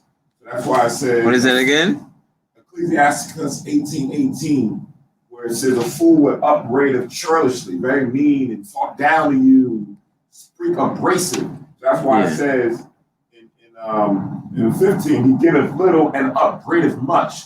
So any little thing that he do, he's gonna make a big thing about it, and he's gonna get on you while he's giving you something. Yeah. He's gonna speak down on you while he's giving you something, right? And then it says, "He opened his mouth." 15? Yeah, 15. "He opened his mouth like a crier. Today he lended, and tomorrow he acts again." So when you are an envious person, it's like we say, don't be a niggard at the table where you're giving something out, but you really don't want to give it away, right? So then you give it away, you lend, but then you quick to want to get it back. That type of person, you're not being sincere and lending to an individual. If you lend it to the person, let him do what he needs to do, and then he'll bring it back. The law even tells you, as a receiver of a gift or receiver of certain things that have to be brought back, you got to get that back. Don't let somebody come and ask you for it. But this person is like, "Yo, you need to borrow the shovel? Yeah, I'll let you borrow my shovel. Make sure you don't damage my shovel when you're using it, because you be gripping it all wrong, and you're like, dang, brother, I'm just going to go shovel some snow." And by the time you get to the corner, you're like, "Yo, you done yet? I ain't even get to the house yet, brother. Calm down." Like, he want his stuff right away, and he's not a good brother, or it could be a sister, in a manner of how he's dealing with an individual, even when he's supposed to be charitable. Yeah, that was Ecclesiasticus 18. 18:18. Oh, 18:18.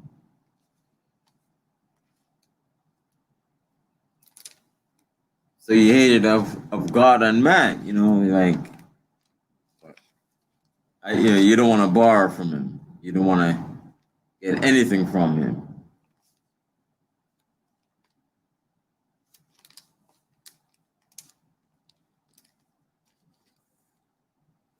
Because even this way,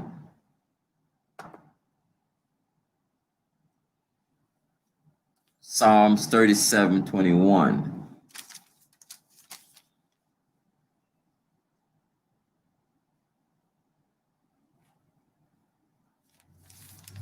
Psalms 37:21. "The wicked borrow it and pay it not again, but the righteous show it mercy and give it." So you don't want to be like this person. You want to show mercy and give it. The person may not even have to give it back to you, but you can show mercy and, give it, the person who needs it. Help out your brother and give it. Because he may not be able to give it back, or he's going to be in need of it so much. You want to help them. You want to help each other out instead of being this person that you're going to be hated of God and man. Verse 16, "The fool said, I have no friends. I have no thank for all my good deeds, and they that eat my bread speak evil of me."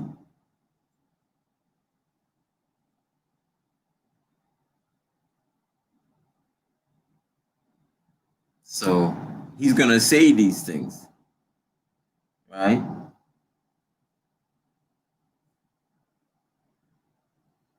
Saying that people speak evil of him, eat his bread and so on and so forth. He doesn't know what in people's heart is, just, saying these words.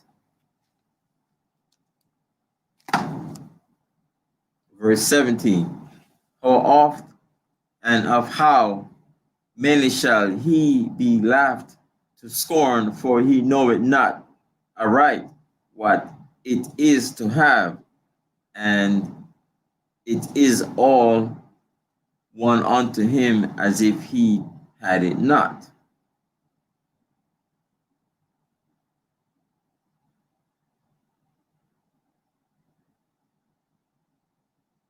So he don't know what is to have. And he talk as if he is like he had it not.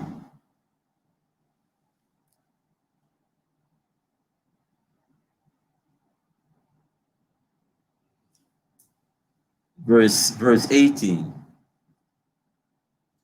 To slip upon a pavement is better than to slip with the tongue. So the fall of the wicked shall come speedily.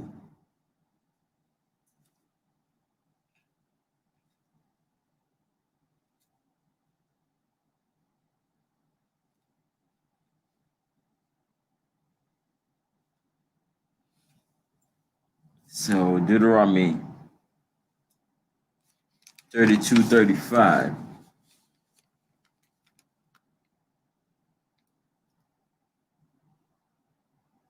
Verse 18, Deuteronomy 32:35. It says, to me belongeth vengeance and recompense. Their foot shall slide in due time, for the day of their calamity is at hand, and the things that shall come upon them make haste. So it's better to slide on a pavement than to, sleep with the tongue. Sometimes, like words come out, it's like it's out already, and sometimes it's being recorded or people hear it. So you slip on the pavement, you can always get back up. When we say with the words and the tongue, it's there. And at times it's just like unforgivable. So, like I said, Deuteronomy 32 and 35, it's gonna happen to them, to the wicked, Job 9:24. And it's, the calamity is at hand. It's gonna come upon them like suddenly.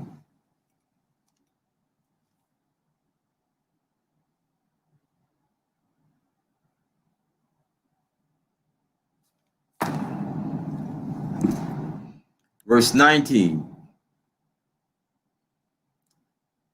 An unseasonable tale will always be in the mouth of the unwise.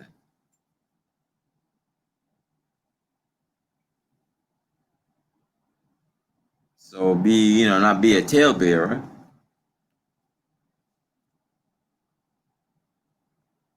So of the unwise, you hear a tale, and he's gonna, go on babbling about it out there. Verse 20, a wise sentence shall be rejected when it cometh out of a fool's mouth, for he will not speak it in due season. Sometimes, person known to be a fool, he's not gonna speak it in the right moment. All right, so like I said, I read before, the Ecclesiasticus,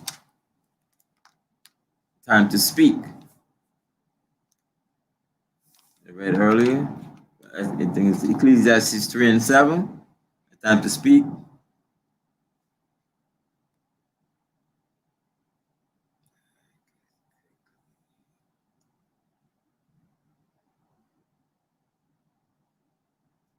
A time to keep silent and a time to speak.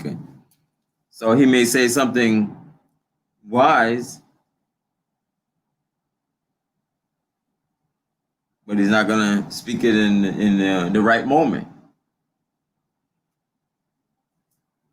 Verse 21, there is that is hindered from sinning through want.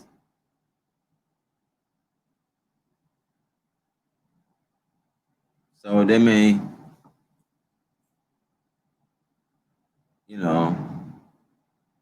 want to sin, but, through want. And when he taketh rest, he shall not be troubled.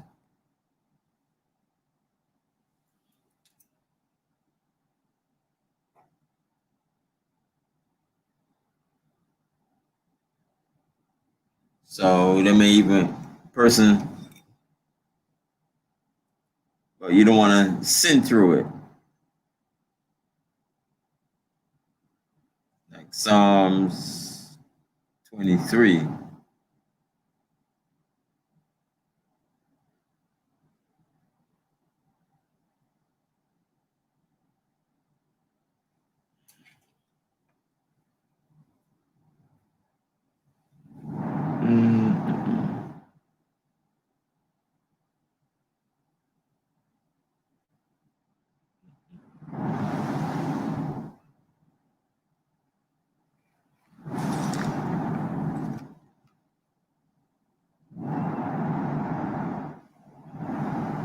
So Psalms 23 and 1.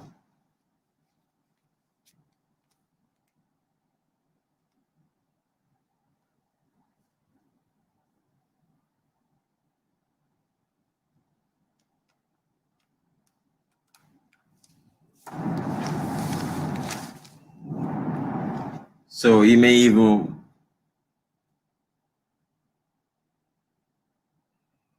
according to here is like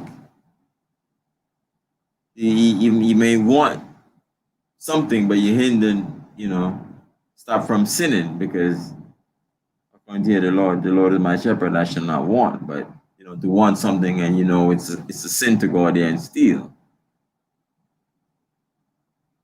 That's how I understand it as. Right. So it says there is it that is hindered from sinning. So you're prevented, whether it be a person or meditation or whatever, that now stop you from going and doing something that you shouldn't have done. Like right? stealing, we all right? want, right? And then now after now you have been stopped from doing that, then you go home and you have rest, you have peace because you ain't do nothing wrong. Your conscience is good. That's why it says, and when he taketh rest, he shall not be troubled. Right? Yeah. When you out there, you do something wrong, you want an opportunity and whatever it is, and then when you do it, and then you come back and you sit down, you start thinking about consequences. You start thinking about recompense. Man, I done this to this person, but man, it is what it is. It's how it. Now you start having these thoughts on your mind, and then something can come back to you at your door. When you have a good, clean conscience, you're not worrying about those things. So that's kind of what this is. When you could have done it, but you got stopped and prevented, then that's a good thing.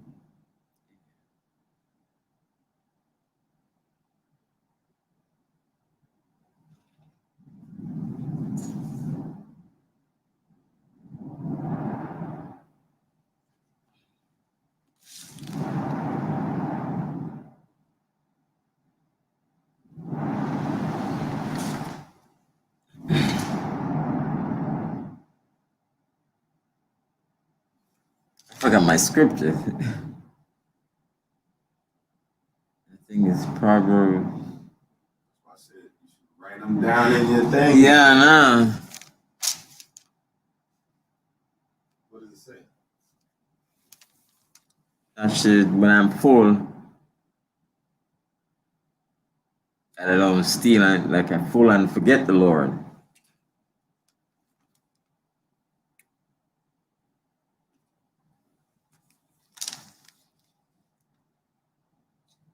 $39. Yeah, I was thinking about 30.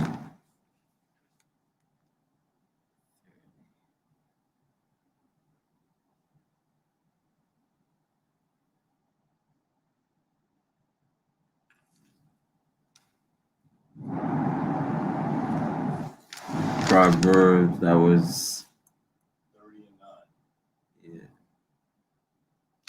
verse 21.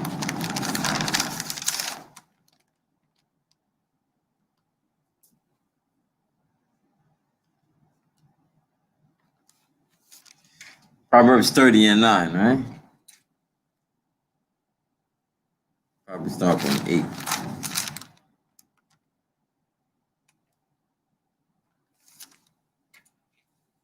8 to Proverbs 30 and 8. Remove far from me vanity and lies. Give me neither poverty nor riches. Feed me with food convenient for me, lest I be full and deny thee, and say, who is the Lord? or lest I be poor and steal and take the name of my God in vain. So you don't want to sin and do these things.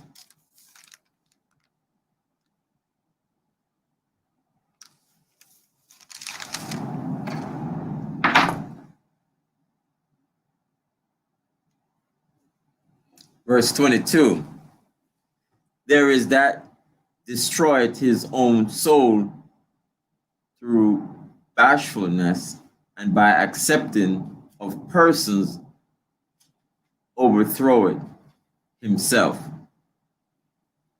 So you know accepting people instead of having a friend and prove him, like what we read earlier. So you become the company of people that you credit quickly, as we read earlier. So become terrible for you.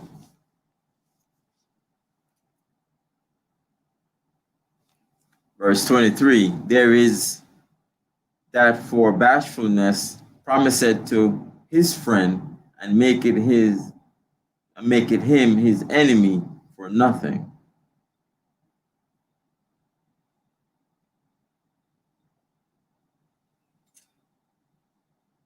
So promises to his friend and become enemies for something small. Verse 24, a lie is a foul blot in a man, yet it is continually in the mouth of the untaught. So when it comes like a lie, it become a stain to any man, It become a stain in a stain in a man, a lie. Because people think like everything you say is going to be a lie now.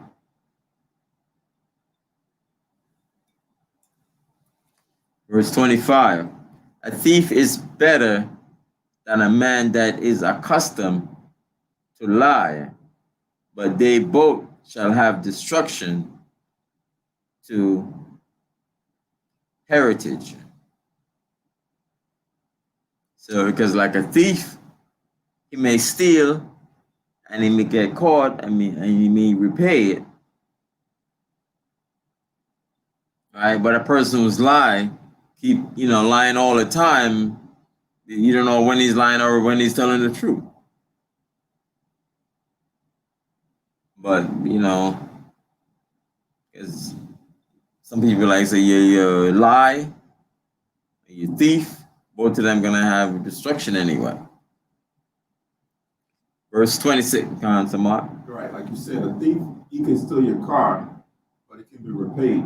Right, the car can be brought back to you. You can steal your money, you can give you the money back, whatever the case may be, and it's dealt with.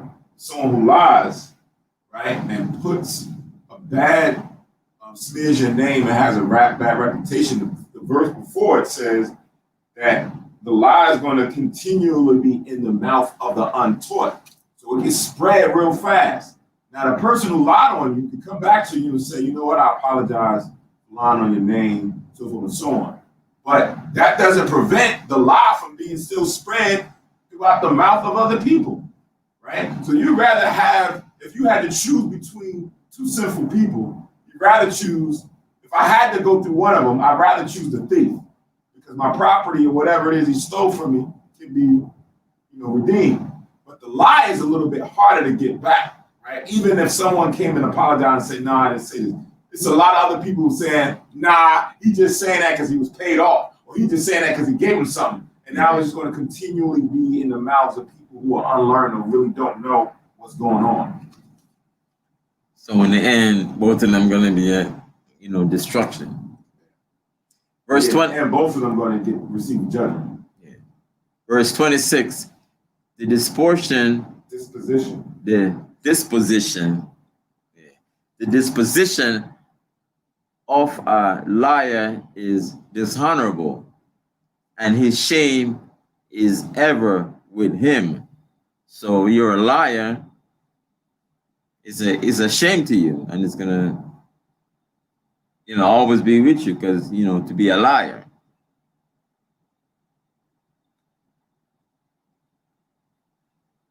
So sometimes certain individuals out there, they saying they're gonna do this and they're gonna do that, and they're telling everybody. Then when they get to a certain position, they end up don't do it, and it's like, but you said you're gonna do this and do that for the people and so on and so forth, and you end up don't do it. You make all kind of promises, but you don't do it.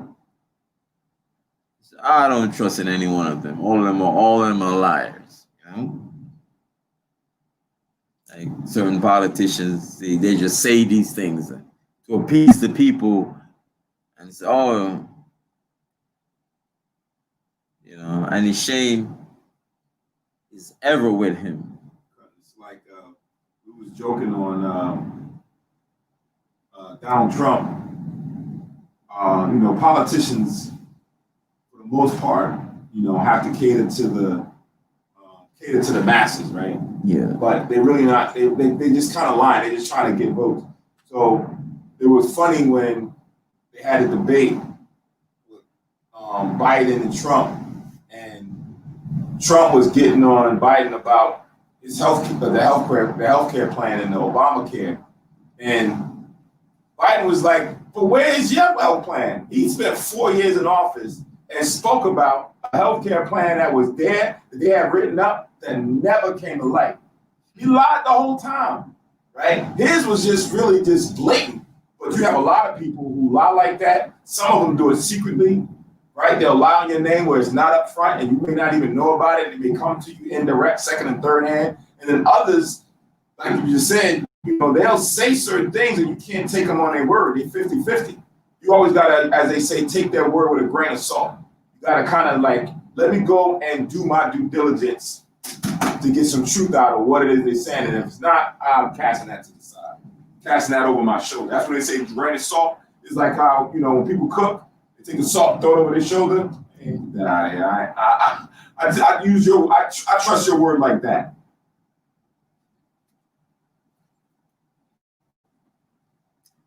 So verse 27, a wise man shall promote himself to honor with his words.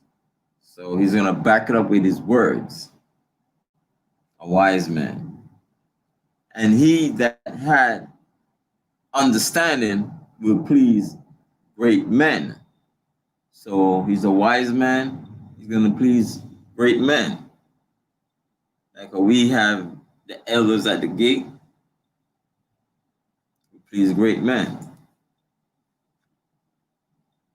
So in many instances that even for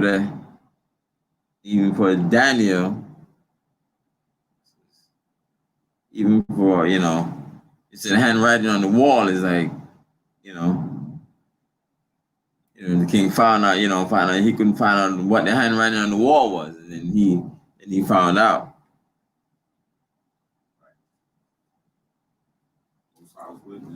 Daniel, Joseph, like these men were esteemed in great men's eyes. So it kind of shows you that, just because we're in the truth, we're against the system.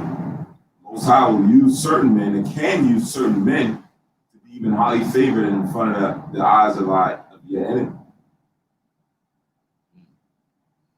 Verse 28, he that tilleth his land shall increase his heap, and he that pleaseth great men shall get pardon for iniquity. So you till the land, you're gonna reap what you sow. You're gonna till it properly, and you're gonna get your reward. And he that pleaseth great men shall get pardon for iniquity. So recently, some men get pardoned, you know. Lil Wayne. Yeah, Lil Wayne was an advocate pardoned. for Trump. What is it? Kodak Black was an advocate for Trump. Yeah. A lot of these people, you know, that got pardoned, and you like, oh, why you pardoning these doggone criminals and this, that, and the third? It's because, you know, one hand washed the other, and they kind of like, he advocated for him. He spoke, took pictures with him, and said, now it's like, all right, for you doing that good gesture to me, I'll wipe your slate clean. Yeah. Like, please me, you kind of made me look good in front of your peers. I'll wipe your slate clean. And that's what happened. Verse 29, presents and gifts blind the eyes of the wise and stop up his mouth that he cannot reprove. So, like you said, we read earlier, a gift, like a gift destroys the heart. And even Samuel, I think Samuel's sons was getting like gifts and so on and so forth. So a gift can destroy, blind the eyes of the wise, getting gifts and money.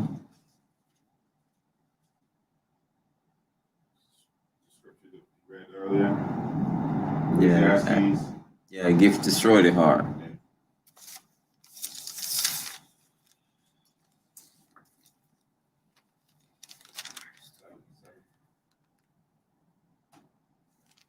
Ecclesiastes 7:7. Verse 30, wisdom. One more. Ecclesiasticus, sorry. Exodus 23:8.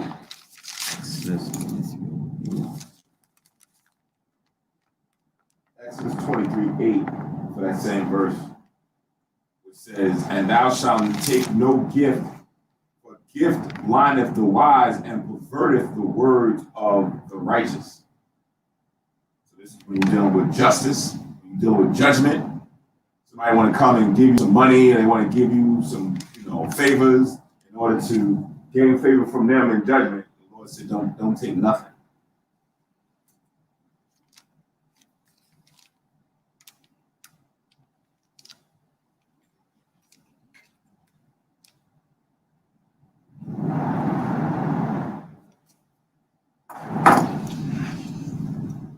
Verse 30, wisdom that is hid and treasure that is hoarded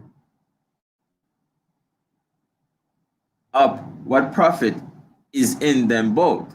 So you're going to hide your wisdom and you're going to hoard your treasures. What is that? You got to show your wisdom.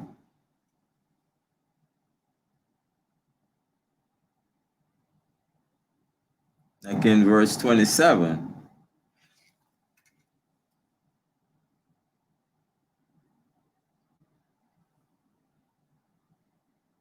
So what's profit is that especially, you're in the truth and the Lord such the commandments and you're gonna hide that wisdom and not help others. It says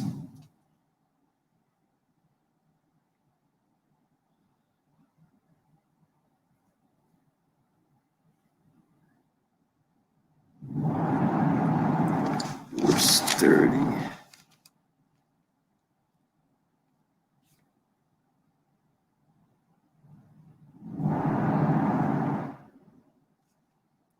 So verse 30 is got Proverbs 27.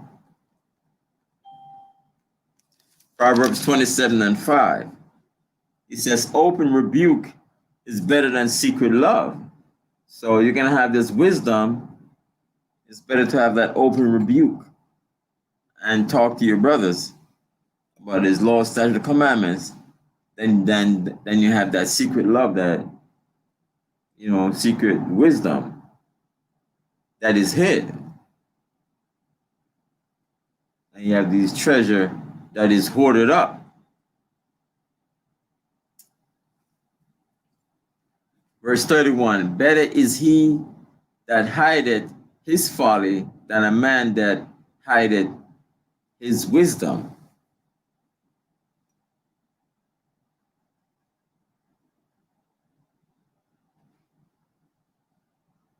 So it's better for, you have your folly, you hide that.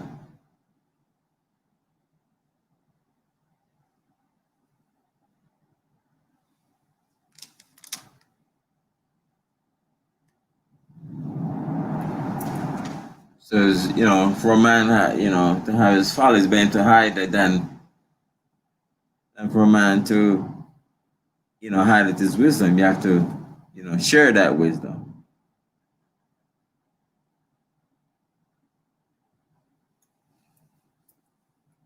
Verse 32, necessary patience is seeking the Lord is better than he that leadeth his life without a guide. So,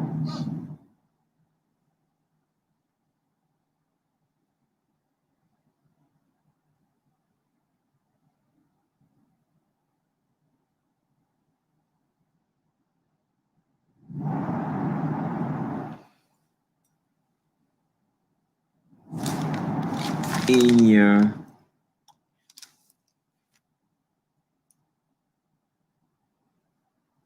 Luke 21:19, verse 32.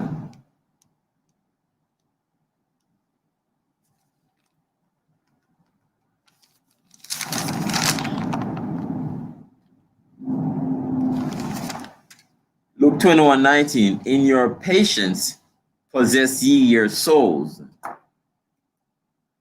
Seeking the Lord is better than leading his life without any kind of guide. Is just living his life and don't have the guidance of the scriptures of the law, statute, commandments.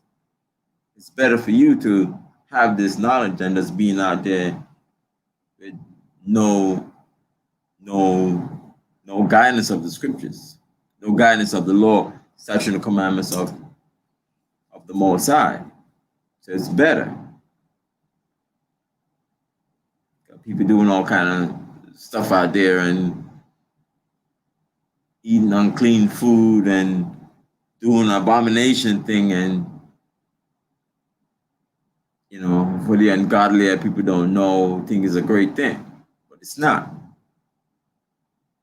People lead based off their own personal experience, right? They just let their own personal experience be their guide instead of which is not a bad thing to say if you've experienced something, you learn from it, but the supreme knowledge of the Most High is the true God, and that's what you walk with to have a measure. Most people want to use their own God, their own reason, right, to reason through things, their own logic with the unknown, instead of going to the Most High who knows all, that can now say, watch out for this, watch out for that. A parent would do that to his child because the parent now has more knowledge than the child. But now when it comes to the Most High and man thinks that man becomes proud and thinks that, I know everything already. What I need that book for? It's just words on a page. I lived this life. And that's that pride that sits in, and they still fall to the same ruin that the Lord is guiding you or warning you from doing anyway. Yeah, even Psalms 23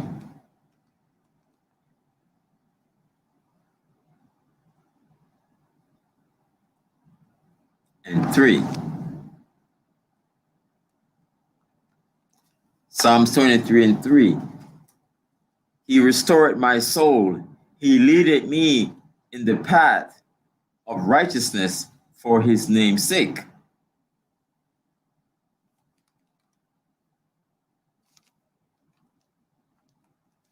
So we have that patience and waiting on the Most High than he that leaded his life without any guide and he's doing whatever, you know.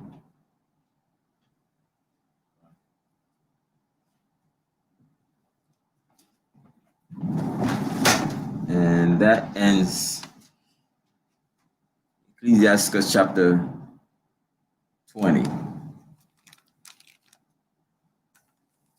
On sum up.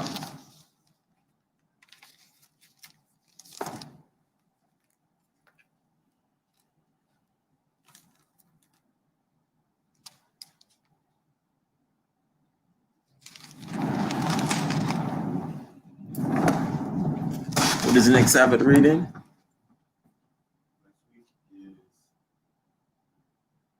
Joshua 17:18. Joshua 17 and 18 is the next reading.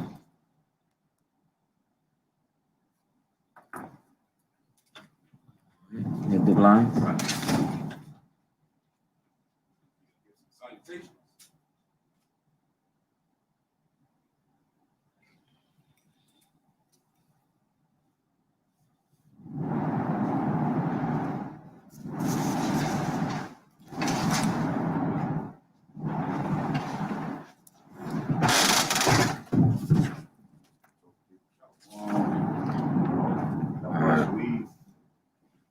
Shalom, Israel. Peace and have a blessed week.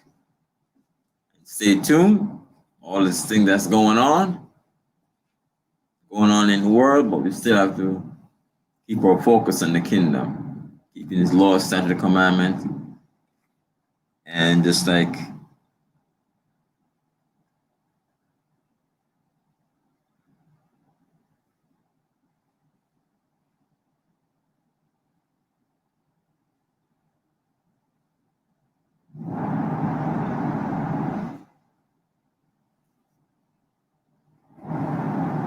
it said Revelation 3 and 11, it says, behold, I come quickly, hold fast which thou hast, that no man take thy crown.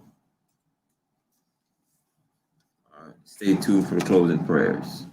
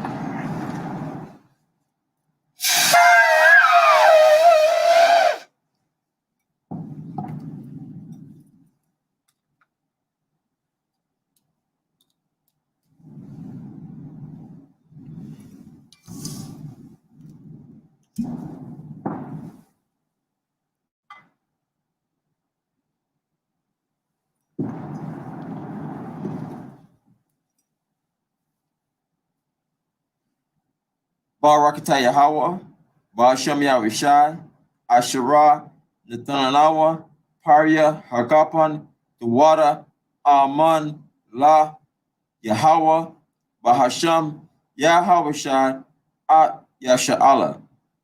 Blessed are you, Yahweh, in the name of Yahushai, that gives to us the fruit of the vine. Thank you, so be it to Yahweh, in the name of Yahushai, with Israel.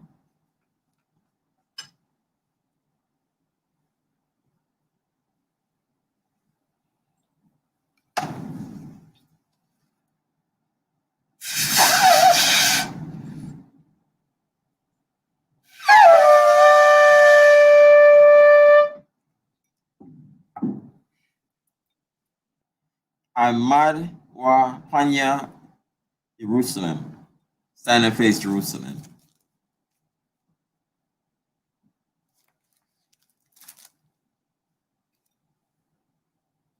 Yahweh, Ba'asham, Yahweh Shai, Yahushai, Babakushai, Shammai, Lanawa, Aitha, Yamyan, Aitha, Shalak, Ma'aka'ala, Wa'ala'ayam, Tazwadakyam, La, Shmu'ayil, Barak, Rapah, Magan, Wakazayak, Banya, Yasha'ala, Washalat, Lanawa, Rabiam, Kakama, Rabiam, Da'ai, Rabiam, Bayana, Rabiam, Sabalamwa, Rabiam, Amawan, Rabiam, Aqua, Rabiam, Ahabiam, Rabiam, Haganah, Rakanaya, Wasalat, Kal, Katayimnawa, Nawarakiam, Washa'ala, Damyad, Waiwalam, Basham, Yahawashah, the water, Aman. Yahweh, in the name of Yahushua, please listen to us now, right now. Send Michael and the righteous power angel to watch over, bless, heal, protect, and make strong the children of Israel, and send to us much wisdom, much knowledge, much understanding, much patience, much faith, much brotherhood, much love, much spiritual protection, and forgive all our sins for the brothers and Israel, always and forever. In the name of Yahushua, thank you, so be it. Four corners prayer. Yahweh, Ba'asham, Yahushua, Barak Nawa, Weasha'ala, Robata Sapara. Yahweh, in the name of Yahushua, bless us and Israel and the house of books. Shama, Yasharala, Yahweh, Alahainawa, Yahweh, Akkad. Hero is Israel, Yahweh. It's a Shema Yasharala. Hero Israel, our Lord, our God is one Lord. Amen. Shalom, Israel. Enjoy the rest of the Sabbath.